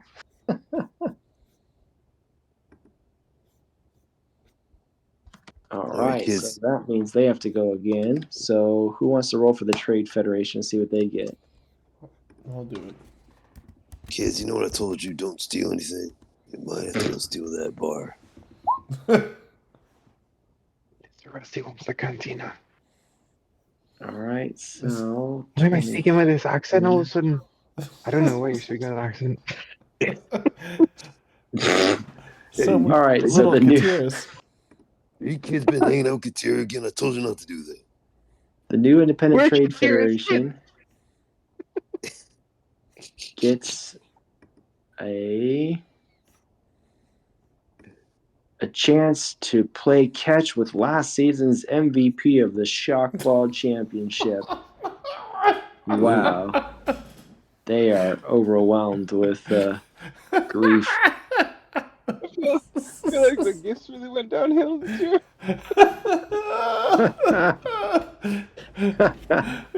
Have you guys watched It's Always Sunny in Philadelphia? Oh my gosh.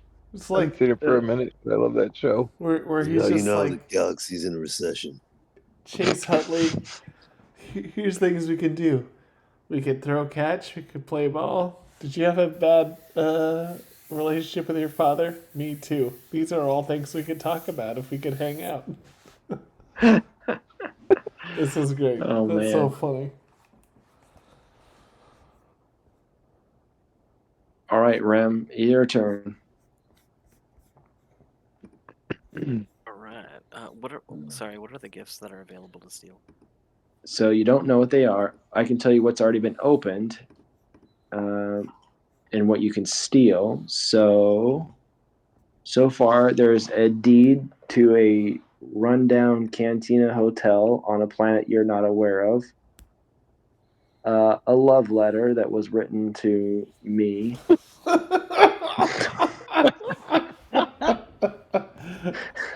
Steal it.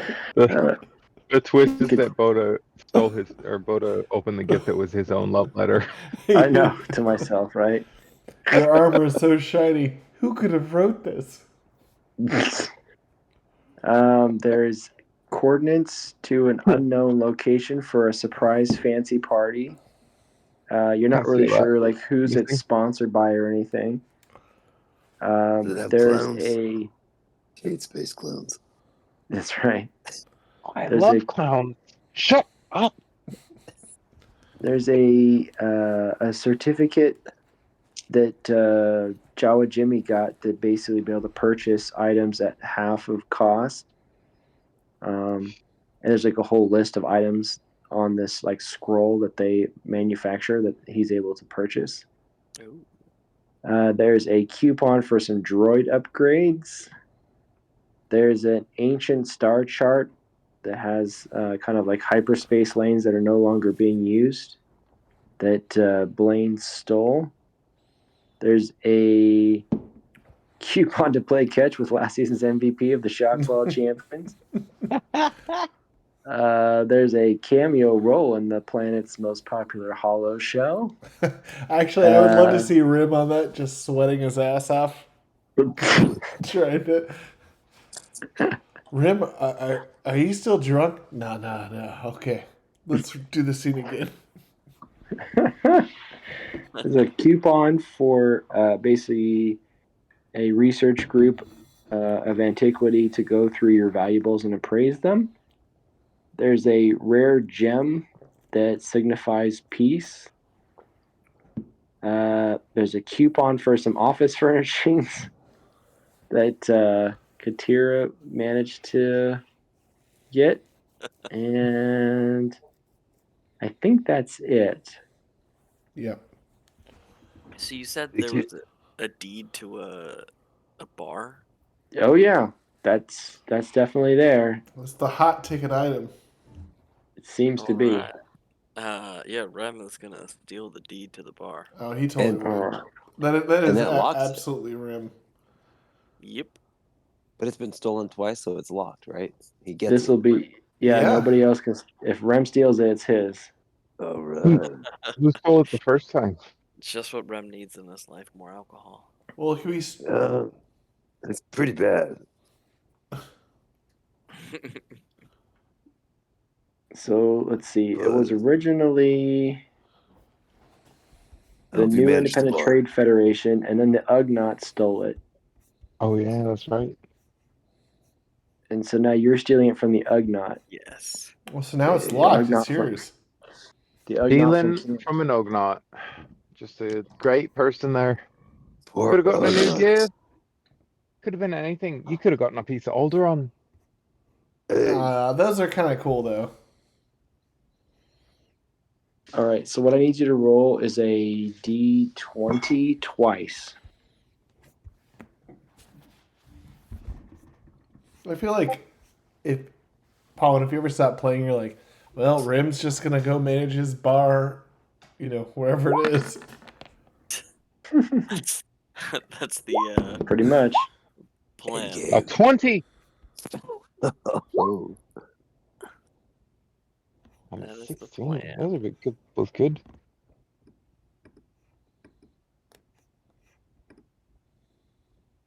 All right. 20 and 16. So. Okay.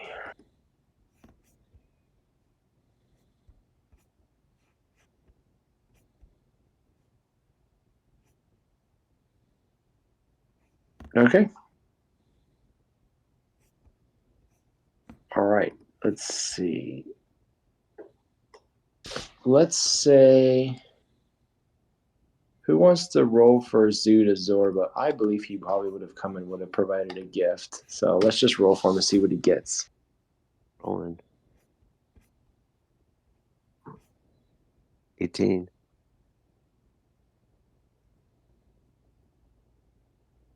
18, 9, and 9, 1. 1. Okay. So he gets She's a 9. He's a 1. That's not bearing. 18, right? 18. He gets a deed to an impounded ship docked on their planet. And now we need to roll for the condition. So let's roll a d20. Lower the number, the worse the condition. I can't roll anymore. Oh. Ram. Why did I do this to myself? We'll tell Zuda. Sorry about it. He gave him a crappy ship. Oh my gosh. All right. He's gonna be pissed. Let's see here. I don't know what kind of ship it is yet. We'll have to see what that is. But that's funny. He's got now basically a ship that he has to go get that's not in very good shape.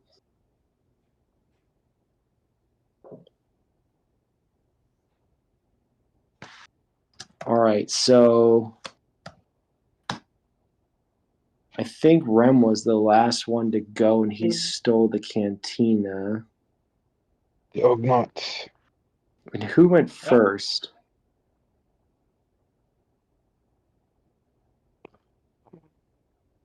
Did Blaine go first? Blaine, you went first, right?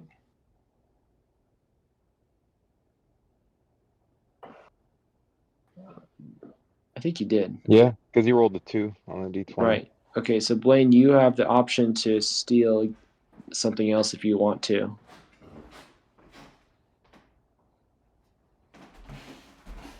Do we lose you, Blaine? He's busy moving his new furnishings around. Wait, what? I said you went first, so you have the opportunity to steal if you want to. Oh no, I think I'm good with these. All right.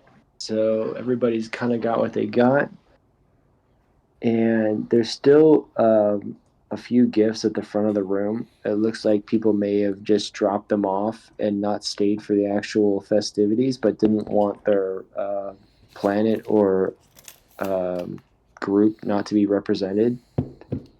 So Cal's kind of like conversing with a couple of the people up at the front and kind of saying like, well, should we kind of like dole these out, or should we donate them to charity, or like what should we do? Oh, I want one. I want one. Shut up. We're supposed to be an adult. Look at these So orphans. I'll let you guys decide if you want to try to persuade them to distribute more of the gifts. We can, or you can persuade them just to donate them. I think you need to donate them to Rusty's kids. What? How'd you get these kids in here? Where'd these kids come from? No. It's an organization, nonprofit. Old Mr. Rusty's. Old Mr. Rusty's kids. Look, these kids are terrible. No one loves them. I'm just trying to help them, okay? Hey, Pawan, what planet was your cantina on? Oh, I've completely forgot. I should write this down. Oh, I didn't even tell He you what doesn't know. it's from yet. Yeah, that's what I thought. Oh, okay. No, I see. went to the bathroom and I thought we've got it figured out. Let me see where it's from. So, originally, who pulled Gift 2 originally? It was the Trade Federation that pulled it. And they rolled. It's from a New Republic senator. Let's see which one it is. It's a cantina on camp. I mean, we have senators from Kenyan. The Cal, Ugnaught stole it back. If it's from a senator, you know it's dirty. He wants to do dirty things in the cantina. Or New Alderaan. Shut up. Oh. It's a cantina on Alderaan. There's no Alderaan. That's why it's ruined. It's a That's why it's so run down. It's run down because it's literally on a chunk of Alderaan that's floating around in space. Oh, that'd actually be kind of cool. Oh, please let Callan manage that. Please let Callan manage that. That's very cool. Honestly, I think it's the only thing that survived when the planet exploded was this cantina. All right, it looks like it's based on the rolls that you guys did for that one. I think it's the it's Kenyan.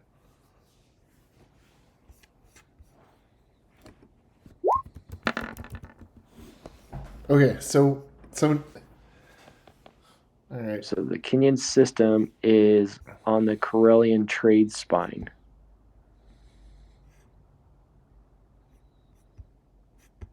So that is. So it's the homeward world of the Grand People. Yep. I'm on their Wikipedia, and it says the planet is notable for its many peaceful farming settlements. Locals get hammered.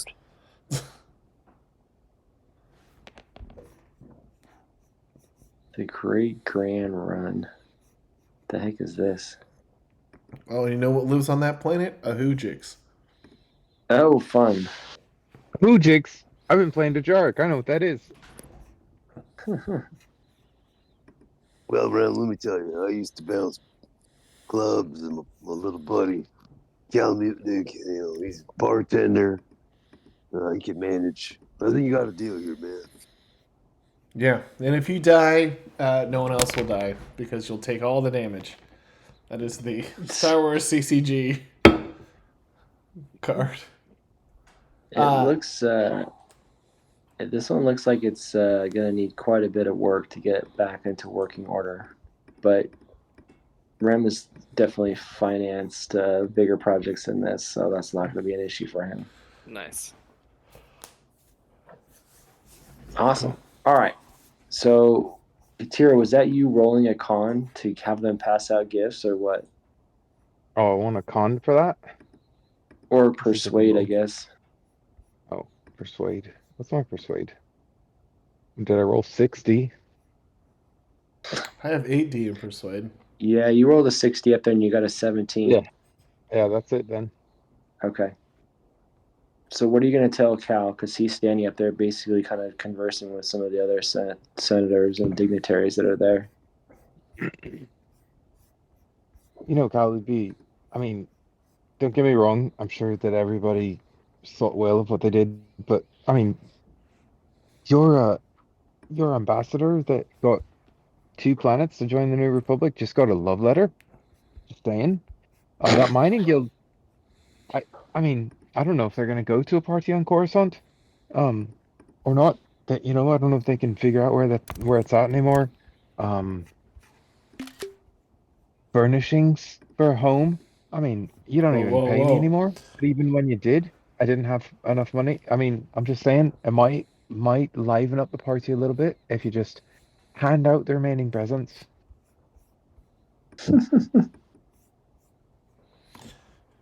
I mean, I might try to buy that present off you, Katira. I can take care of them for you. I would love to distribute these presents to people in need. All right. Do you, as you're talking to him, a couple other people come up and they say, "Hey, I don't remember even it being my turn. We should continue on. There's still gifts to be distributed. Why leave anything behind? After all, it's Life Day." And you notice Tamiel Curio comes up. I was away at the refresher. I really would enjoy finishing the gift exchange if there's still anything available. I took a dump and I still want a present. No, I didn't wash my hands. He glances over at Katira. It says, kind of like has this look on his face like, wait a second, I remember you. You can't let a delegate from the corporate sector not receive something at the Life Day party. And she like kind of like gently but forcefully grabs Tamiel and kind of pushes him forward towards Cal and goes, I mean, it would just be a shame for the New Republic if the corporate sector were to leave here and not have been properly honored and given their chance to stand in front of everyone and decide what they got. And meanwhile, I'll try to pick his pocket. Oh my gosh.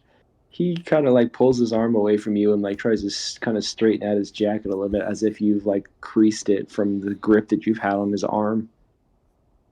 Kind of looks back at you like, I can take care of myself.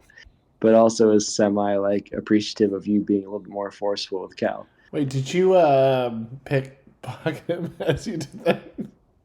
Yes. All right, roll it. Let's see what you get. 25. All right. So you lift the keys to the fresher out of his pocket. Why does he have the keys to the fresher? No, but it's probably the rich people's bathroom. That's right.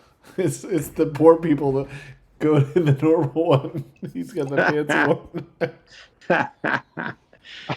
I want to walk over to Rusty, and I just kind of like sit at the table for a second, and I go, "Hey kids, did you know that rich people, complete a-holes, they don't even use the same bathrooms as the rest of us? Why don't you go have some fun?" And I just give them the keys. All right, so he pulls open a gift, and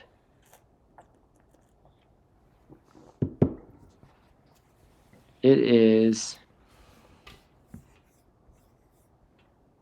a coupon for this group that he's pulled it from to perform basically an upgrade or an installation onto a structure. So it looks like it's more of like a building, or like, I don't even know what this would be. Okay, so this would be some kind of like architectural upgrade, or Or, basically building a house, building an office. yeah.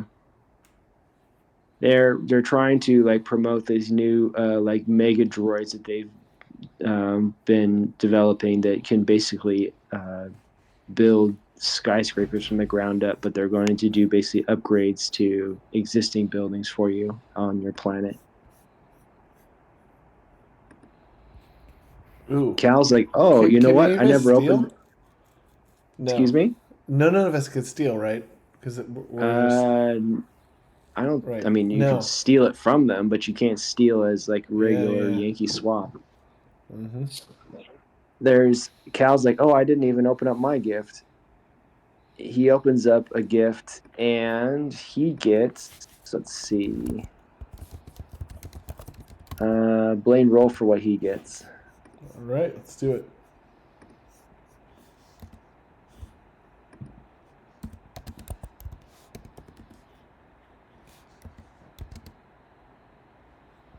Wow. Nope, that's already taken. He doesn't want droid upgrades. Droid. Whoa. Nope, that's Jimmy's stuff. He doesn't want Jimmy's stuff. If I get 10 here, something's seriously wrong. He pulls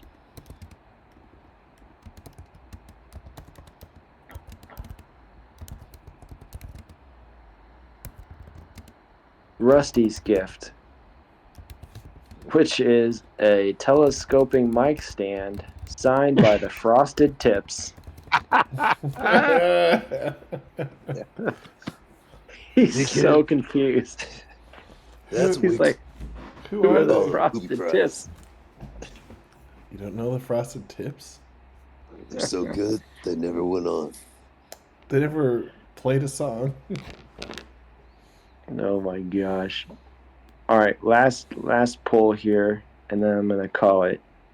It's the Anjik clan.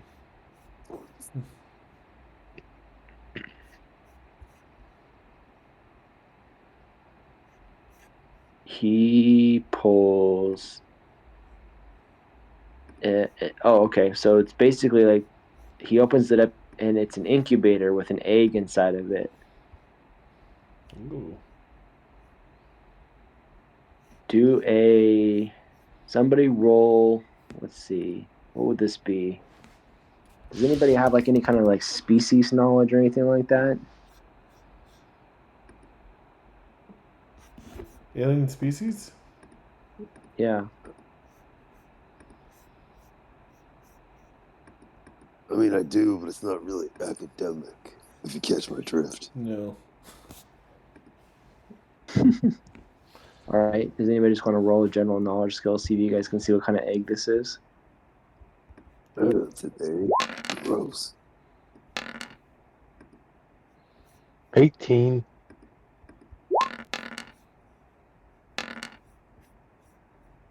$20. All right. So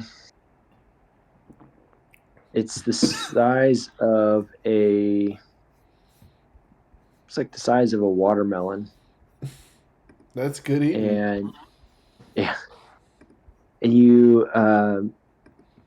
you recognize that the hut knows what it is, and I believe, Blaine, you speak Huttese, right? Yep, fluently. So what you can make out from what he's kind of like remarking to himself is, oh, claw slug, be worth a fortune.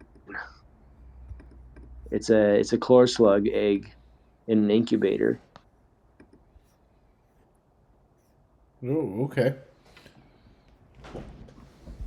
And they are pretty valuable, kind of like similar to like a great dragon or something like that. A lot of people we revere them obviously for you know their kind of overall uh, you know they idolize it in terms of like its power and species and whatnot. But you can tell there's a lot of people that will be really interested in having this gift. Cool. And all I can think is Jurassic Park. I know. This is Jurassic another Park, that's Jurassic. Hey, it's another Dejarik character. Yeah, It that's is. right. They're all coming out tonight. Well, just at least 2. Enhanced Riders, Mantilian Savrips, just everywhere. Pujix, Gigs. I got gigs. All right, so Jimmy, you recognize that nobody's picked up your gift. Do you try to steal it back when no one's looking, or do you leave it?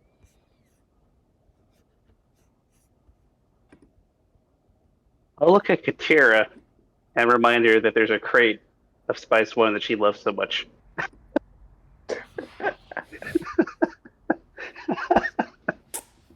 I mean, So no one's so going to take that. You're inviting Katira to steal your gift. Yes. Okay. Katira, do you try to steal Jimmy's gift? I see here. Who's around? I want to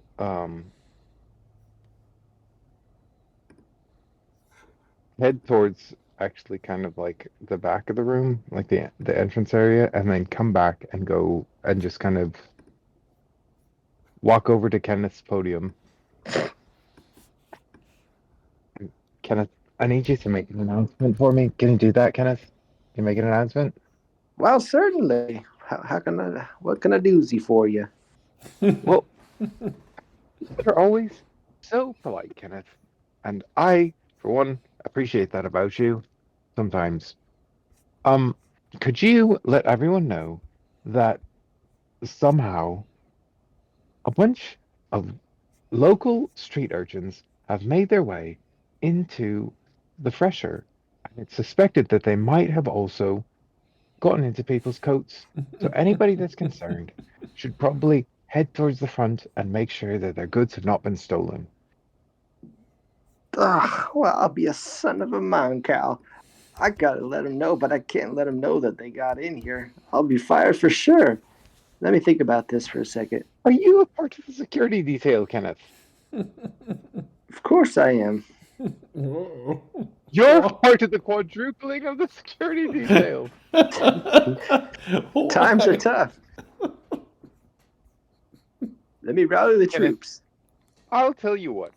If you get fired, I will strongly write a recommendation. This is really hard for me to say, but I will recommend you for a position on Cloud City if you get fired for telling the truth about the fact that the rest of the security details let a bunch of street urchins in there.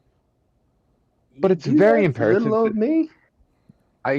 I would, Kenneth. I would indeed.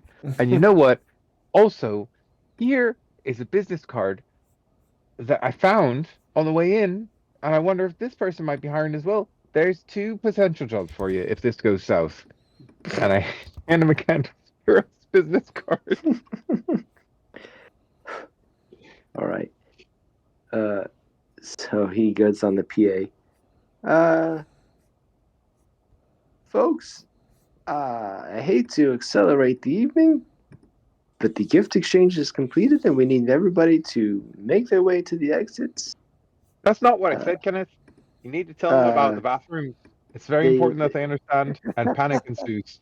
The freshers are currently in use.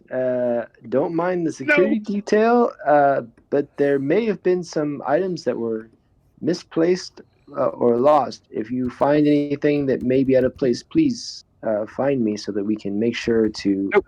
get Nope. you back to And I will to take the even. microphone from Kenneth and I will say, there are street urchins that have Kenneth broken is into trying to this slap party. your hand away from the microphone as you're doing this. I'm like, Kenneth, despite our No, security no. detail, and I would recommend that anybody Miss that is Katira, worried about their goods, I gave please you your make introduction your and way. everything. Hey kids, this is what we'll call an example of a sad person. Make your way Slayer, to make sure nothing of yours has been stolen. Ace of Sand Squadron, please.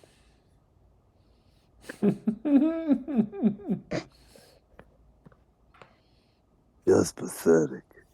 And I, for one, need to make sure that none of my. Thankfully, I didn't bring it, and I will just kind of like push off, disappointed, and I will head towards the Anjak clan and see if they, just for a moment, leave that egg not attended to. But on the way from there, I'll head towards the stage because Jimmy mentioned spiced wine. I liked that spiced wine when I had some. Well, Jimmy's actually really- the closest to the Anjik clan right now, so he would be in prime position to lift a core slug egg if he could get that watermelon under his cloak. And really, I'd Jimmy's like both of those pregnant. things because Have you ever seen a Jurassic pregnant Jawa before? I feel a weird Only urge on Life Day. to keep Jurassic Park up and running as much as possible, but I also really like that spice wine. Can't you pop your R2 unit open and put the watermelon inside? You mean Sparky? Oh yeah. And Sparky got Oh, some yeah. like hollow compartment inside of him somewhere. Yeah, totally. It does It's been actually have incubator for a while. a little compartment, I think. I don't know if it can hold a watermelon. It's gotten bigger with all the mods. All right, if you really want to try to steal this, you're gonna have to roll for it. Where's this egg at? Sorry, just to have context here. There's a giant egg under who's the egg? Was it these people over here? It's sitting basically next to this hut over here that you're standing next to. Oh, it's over there. Yeah. Okay.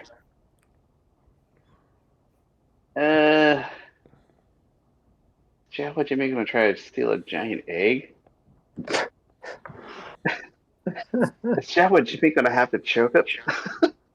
It's very Is Wayne Jawa Brady? Is it very Gonna have Jawa to get Jimmy out or this is it time. very Sparky? Yeah, that's what I was gonna say. Like, well, would Sparky Carrot? No, he wouldn't want anything to do with this. He'd be telling you to do it.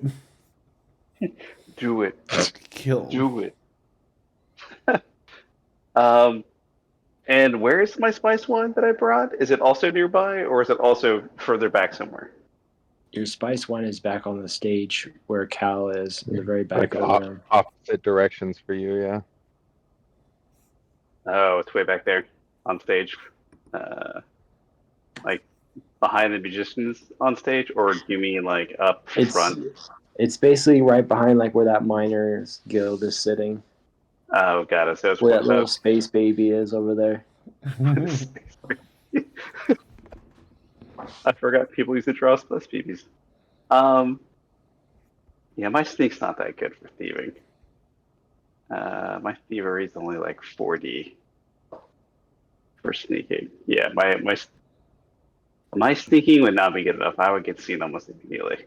Well, you do get a 1D bonus because Katira has created a little bit of commotion here by basically telling everybody that there's robberies ensuing. Katira.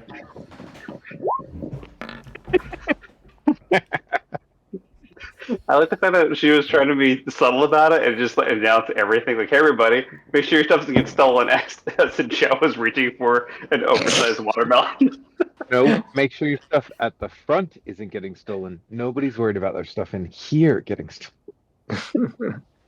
The coat check, it's always the prime place to steal things. You know what? Let's live a little. It's Life Day. I'm going to try to steal it. That's what.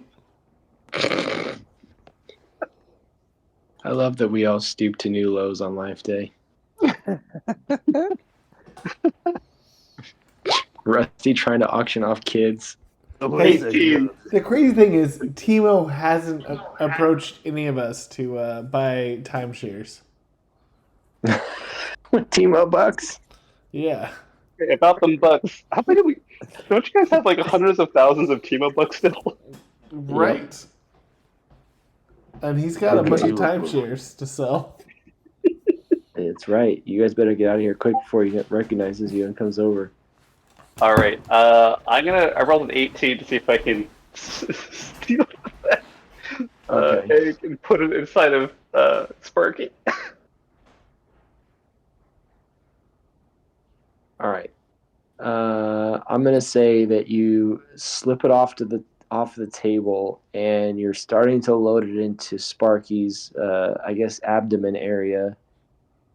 And someone from across the room in the this Kamasi remnant delegation starts to point a finger towards you and says something in a language you can't understand. So, Someone need you to exit. This is They- how Luke makes it so that we can never be invited to a Life Day party again. so they haven't done anything. They're basically just pointing at you and saying something in a language you don't understand.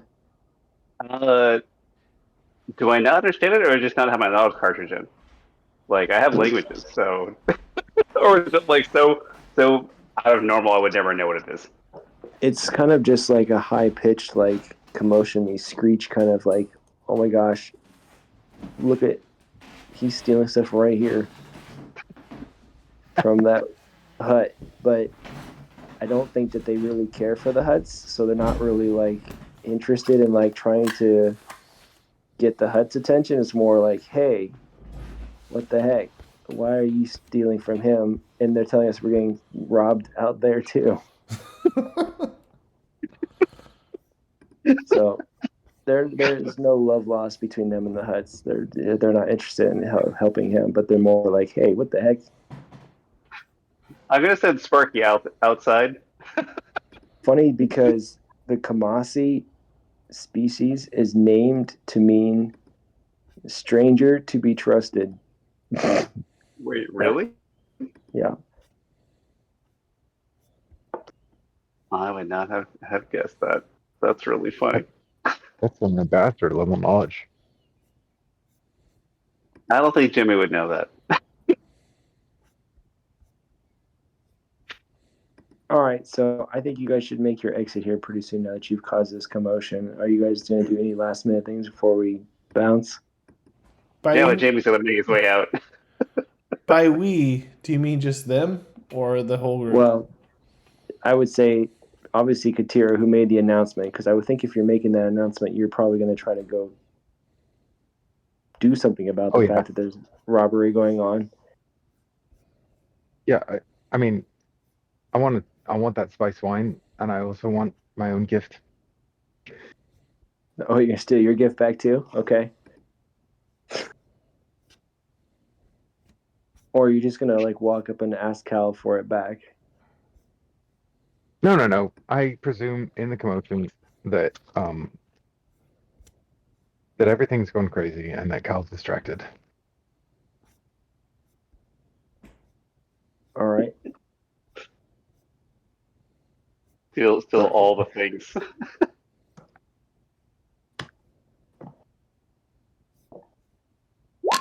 All right. So roll your roll sneak.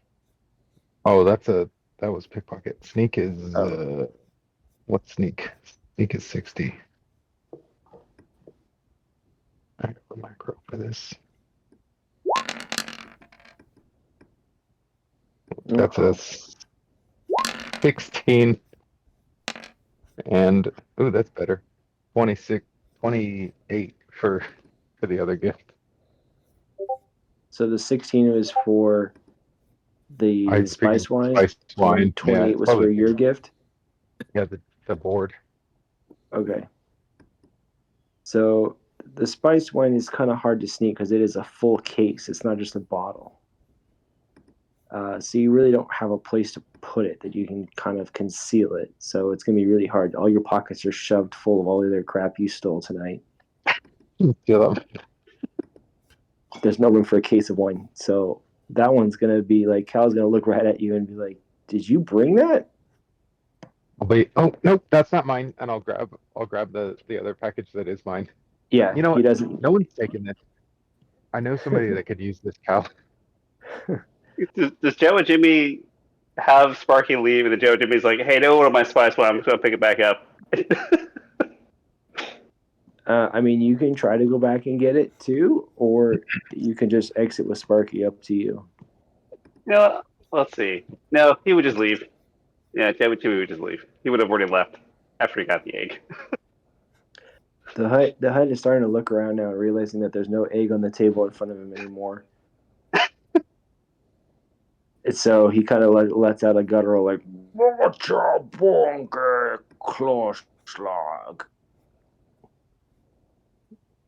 which translated would be, who the stole my core slug. So now he's caused a bunch of commotion in the room because people are starting to stand up and look around like, what the heck's going on? Cal says, all right, seems like the night's starting to get away from us. Thanks again, everybody, for coming. Kenneth will make sure the valets have your transports aligned for you out in front so that you're able to get back home safely. Again, like I said, if you need shuttle service, please let Kenneth know so we can arrange it for you. I just like the idea of how silly this is. Like, how does that ticket? Well, Katira made a commotion, and we stole stuff again. Did you need to steal anything? No. Blaine or Rem, are you going to try to do anything, Rusty? Are you going to try to go rescue the kids before they get arrested in the fresher? No, I don't care about the kids. No. It's more about, keeping the name Rusty's kids on good graces, man. I want to make it a legit thing. I don't lose my first group of kids. Yeah, let's go save them. What about you, Rem? Rusty, you're 1 foot tall. What are you going to do here? Sorry, what was that? No, Rusty's a tiny little baby. He's 1 foot. He's There's so a wedding little. paper on top of the table.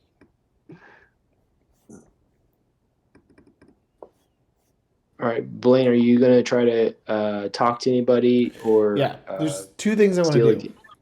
All right. I would like to talk to the Mining Guild because so Cloud City should fall under the auspices of the Mining Guild. The Mining Guild has been historically pro-imperial and connected to the Empire. They have their own TIE fighters, even. They've been independent since, but I think there's still ties to the Empire, and I'd like to sort of play a thing where, hey, maybe Cloud City wants to join the Mining Guild, which is something. Remember, Lando was like, "Oh no, we're too small to be recognized by the Mining Guild now, thankfully." So I want to talk to the Mining Guild and find out, and just sort of see like where their allegiances are. So I want to go up and talk to them. All right. But we could do it after the commotion is settled. Well, they definitely heard the hut kind of yelling out. And let's see, the Miner Guild, they lost their gift because Katira stole it. And they never even realized that they lost their gift. So they would just now be checking their pockets and realize that they no longer have that certificate and it's not on the table because they may have thought, oh, maybe I put it in my pocket, and they've now noticed obviously that the hut's gift has been stolen. So they're now also kind of in a little bit of a panic. Guys, we're never And gonna so have you- Life Day 5 at this you, rate. you approach them, and how do you open the conversation? I'm gonna say, so this is gonna, I think this is gonna be actually very interesting because the leader of the mining guild is related to the Quadi noble people, and Elaine's here too.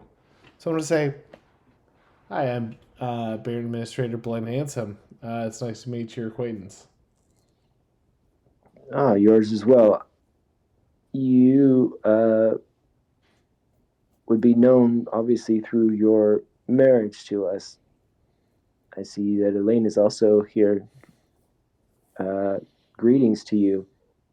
Does she have a differential title still for Quat? I mean, she's Elaine Quad of Quad. I don't think she, I Miss don't. Quat of Quat. Yeah, probably. Surprised that you drug this one out of Cloud City. We've been watching Cloud City for some time now. Glad that someone was finally able to land that ship successfully, if you know what I mean. What? Ew. Damn, my guild. Calm down. If you know what I mean. Wink, wink, nudge, nudge. Jeez. I meant Woof. that purely from a commerce perspective. Sexual. Joining two groups like the Quad Drive Yards with the Tabana gas available in Cloud City gives you guys quite the corner on the market for several industries. Yeah, I would say that the vast Tabana resources that we're able to harvest and distribute gives the Cloud City an advantage.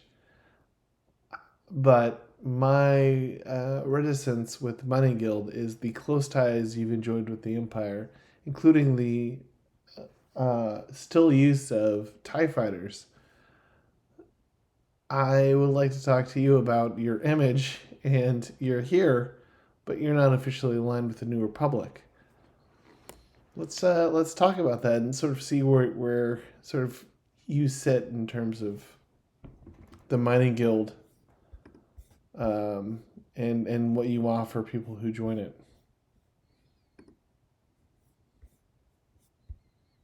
Well, to be honest with you, the New Republic is trying to keep pace with having us here at these events. As you know, we've not always seen eye to eye, and for a time, we were running several hyperspace routes, and they were our territories, so why not exact a fee from people that wanted to use them? In terms of outside negotiations, obviously we've tried to keep all options on the table. We allied accordingly to keep our operations quietly running out of the oversight of the New Republic, because they seem to have a way of conscripting materials to push their agenda.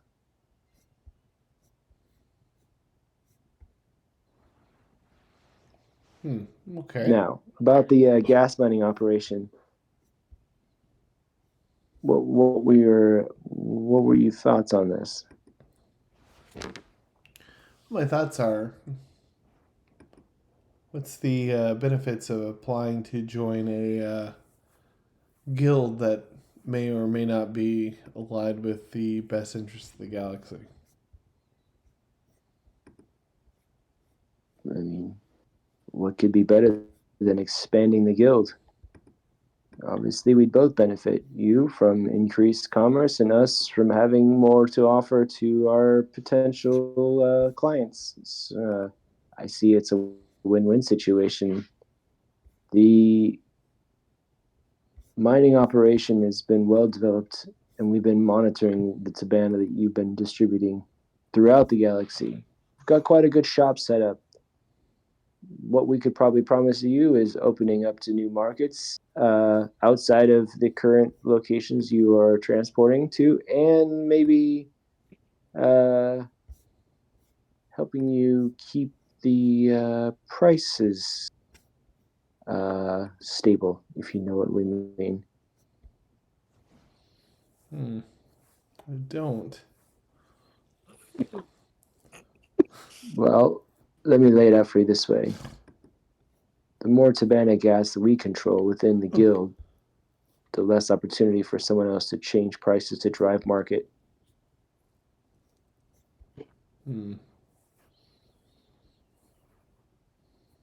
Got it. I'll let Elaine keep talking. She's smarter than me. Okay, I was They hoping say for. that they're interested in speaking more of it and suggest meeting at one of their common waypoints where they have basically a neutral kind of operation set up where people can, come to put together offers. Cool. Yeah, no, I'm glad we did it, and yeah, I think the only other thing I'd want to do quickly is quickly meet with the Gamorrean people. All right.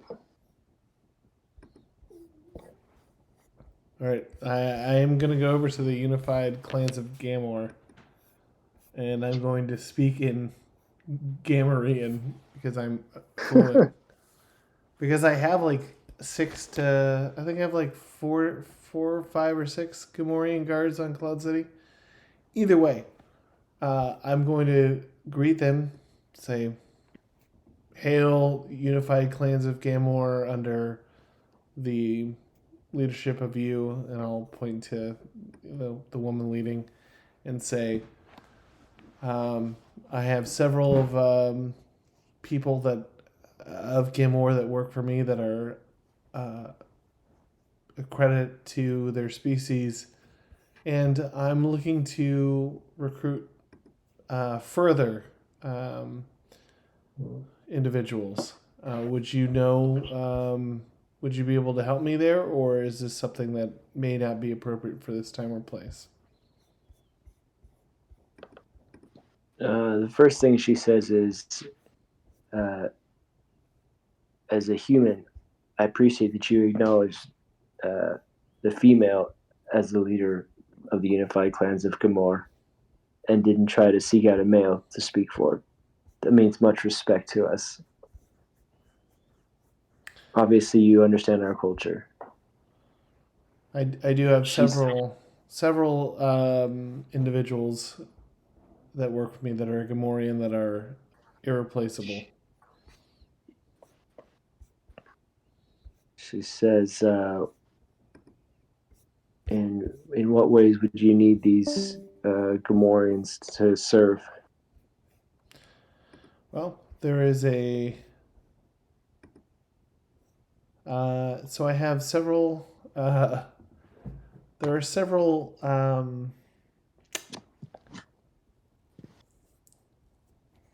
areas of mine that I am concerned about, and I want to ensure that I have the strength of the Gamorreans to protect them. There has historically been areas that,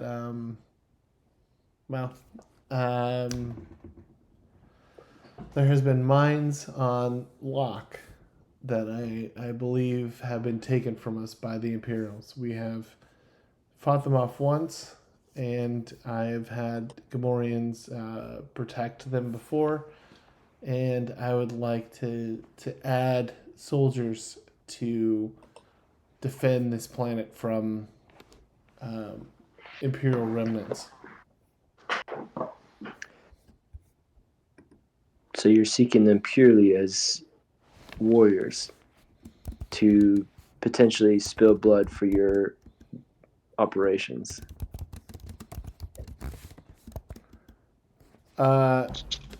Yes, to defend a planet from invaders that are, it's not rightfully theirs, and yeah, I would look for warriors to defend a planet from interlopers trying to take advantage of it. On first blush, this seems like a reputable cause.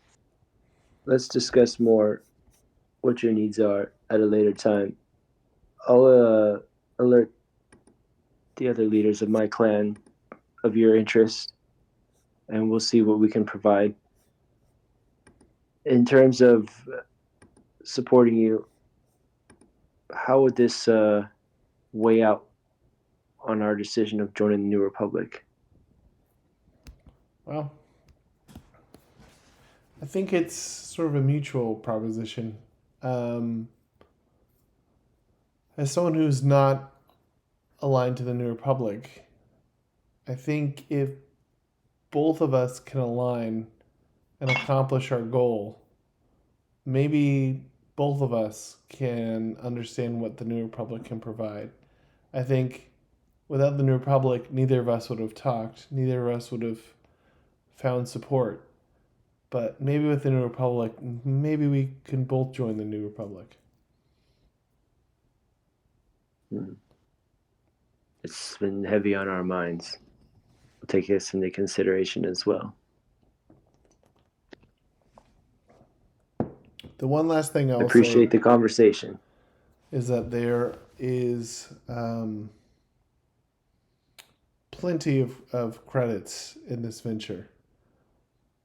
I have seen the strength of Gamorrean guards, and I would like to encourage that. I could go other directions, and I could pay for other things, but I've seen the strength of Gamorrean muscles and recognize it for what it's worth. So I'll leave it at that. And I'll give them my contact info. All right.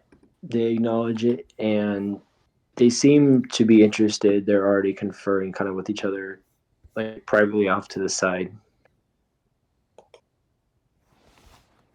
They give you basically contact information for you to set up basically a structured meeting with them, because they want kind of a formal agreement to be drafted and kind of like to lay out terms with you before they proceed any further. Cool.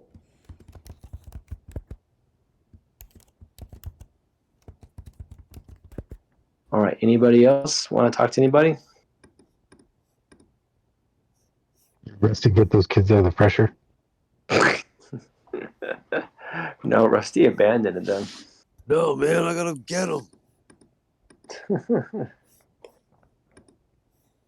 Man, it's all wet on the floor.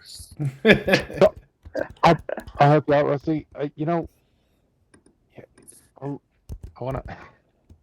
want to help Rusty get these kids out of the pressure. Wait, before that though, Rusty grabs you. He pulls you up and goes, It's all your fault, you know. If something happens to these kids, it's all gonna be up to you, man. These kids ain't dying on your end. he's not making any sense. He's just yelling. He's just worried about the bad press. Rusty's kid is gonna die before it even takes off. All right. I wanna like, I'm kind of like behind the wave of people, but I want to try and get one of the kids.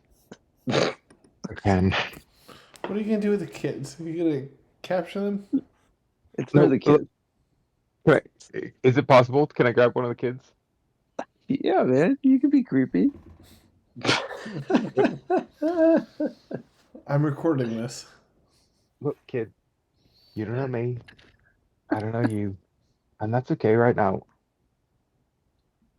I want you to take this, and I want to give them Katira's gift that she brought to the Life Day party.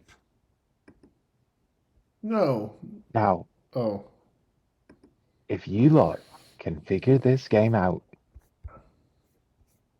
then I want you, and I'll I'll give them a like a card to contact me, and I want you to get a hold of me because Rusty's kids, it's a great thing. You know, people like it. It's a lot of good publicity.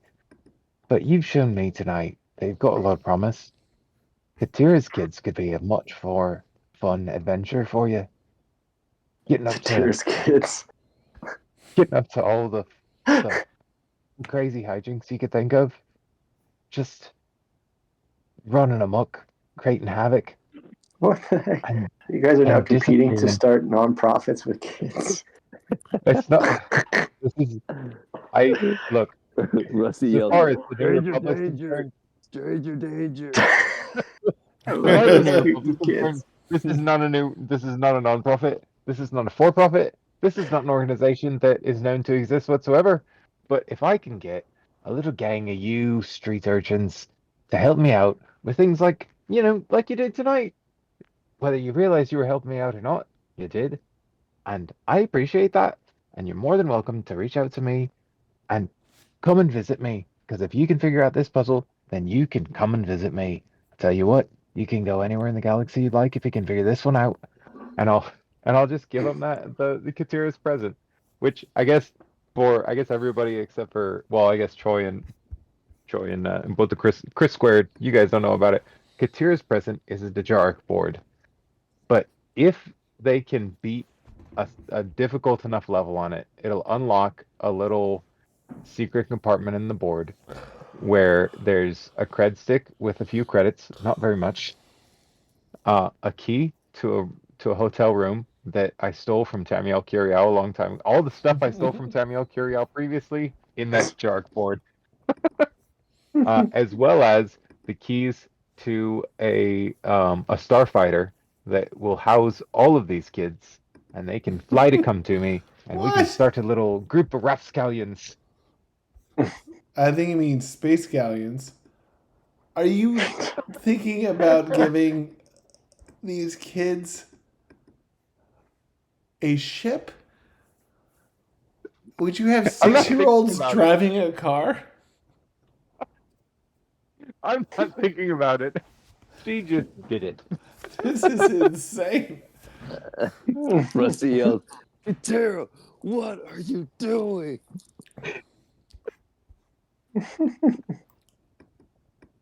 They deserve a better life than whatever hellhole you pulled them out of, Rusty. That's what I'm here for. What do you think I'm doing? Oh And I'll my let the gosh. kids choose for themselves what they want to do with their lives from there. They just want to live in that tornado, that hurricane. Oh jeez. Eating clack crab shells. Look, there are a bunch of Maine kids, and there was a nor'easter. Still doesn't explain why the floor is wet, kids. And I'll, Kids. and I'll just walk off into the night after that. And there she goes, I'll let Rusty never to be figure the rest. invited to Life Day again. I won't for you. Last time she gave kids the keys to a starship. This time she gave them spiced wine. Oh my gosh. Next year, drugs. I don't want you to take it. I just want you to sell it. Look, it's very important that you don't imbibe your own product. Don't use your own product. Oh, Kids, it's up to you to make your own choices. I'm here if you need anything. All right. Go sail a space yacht. Whatever you want. These kids are like really confused now because they've basically received like no attention for like a good portion of their life, and now there's like multiple people talking to them and trying to give them things. Well, they just got keys to a starship, so Yeah. Well, they didn't get them yet. They're locked inside the Jarek board. They don't know there's keys to a starship in there. Just start throwing the board on the ground and smashing it.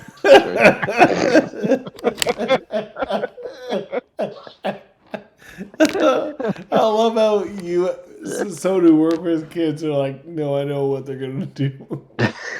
They're gonna smash it. Yeah, there's no way that dejarik board lasts more than an hour.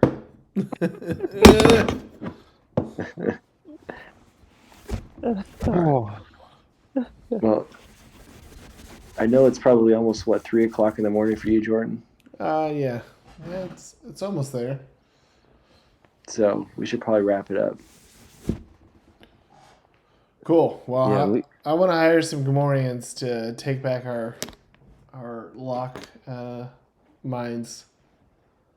I like that idea. That's a good idea. I All right. like- Well, hopefully. All right. Yep. Go for it. I was going to say, hopefully everybody remembers what they got and actually uses their gift this time around.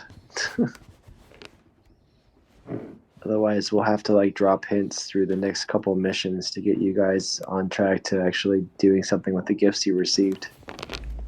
I'm gonna assume I got the contact info before I Accessibility get out of there from the shortcuts. lady about what I can buy the stuff.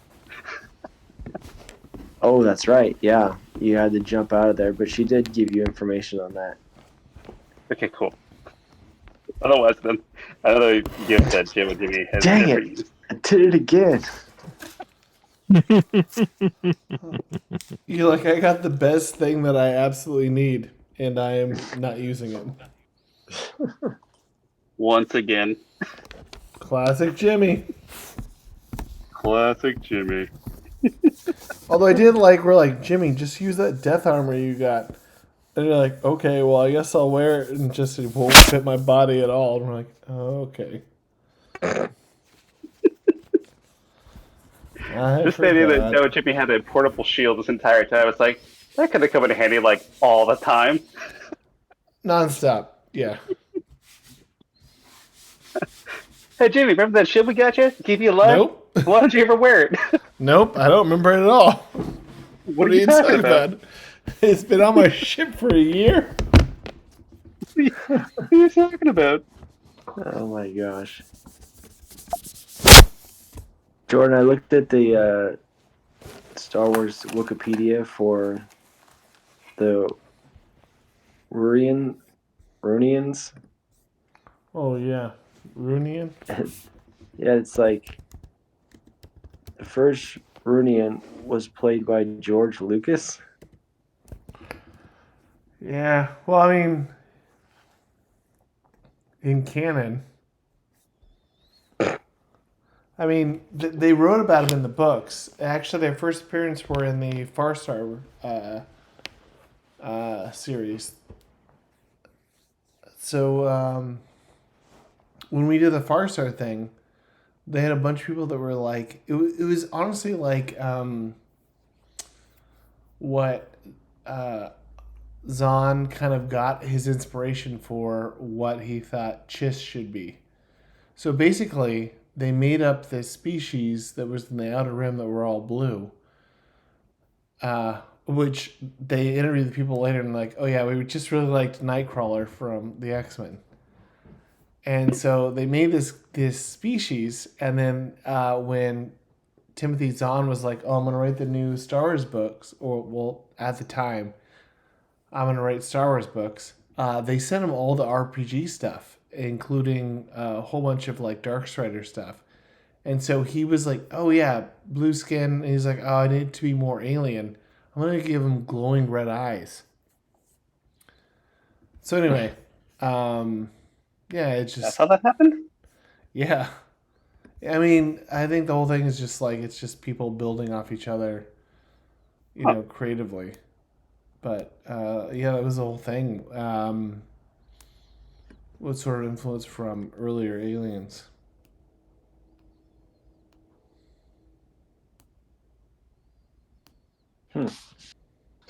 That's cool. All right, we'll have to work this in and somehow for our mission. This will be fun. Cool. All right, good times, man. Yeah.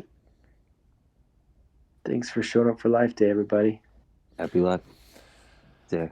Happy Life Enjoy Day. your And guys' New Year's. I know. Happy everyone's last of 2023. Yeah. Yeah. Anybody do anything special for New Year's?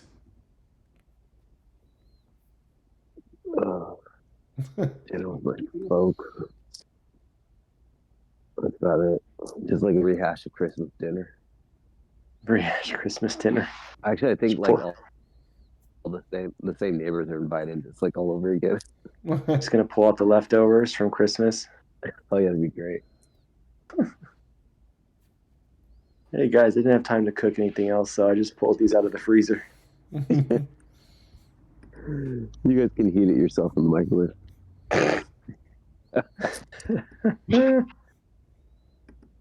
Oh, I'm that'd gonna be do fun. that. Yeah, we'll just be home, not doing anything too crazy. Yeah, same for us. Way to do it. That's how you know you're getting old. What are you doing for New Year's? Probably be asleep at 8. Yeah, right. The kids will be the ones keeping me awake. These are facts. All right. Oh, Well, man. I'll stop recording.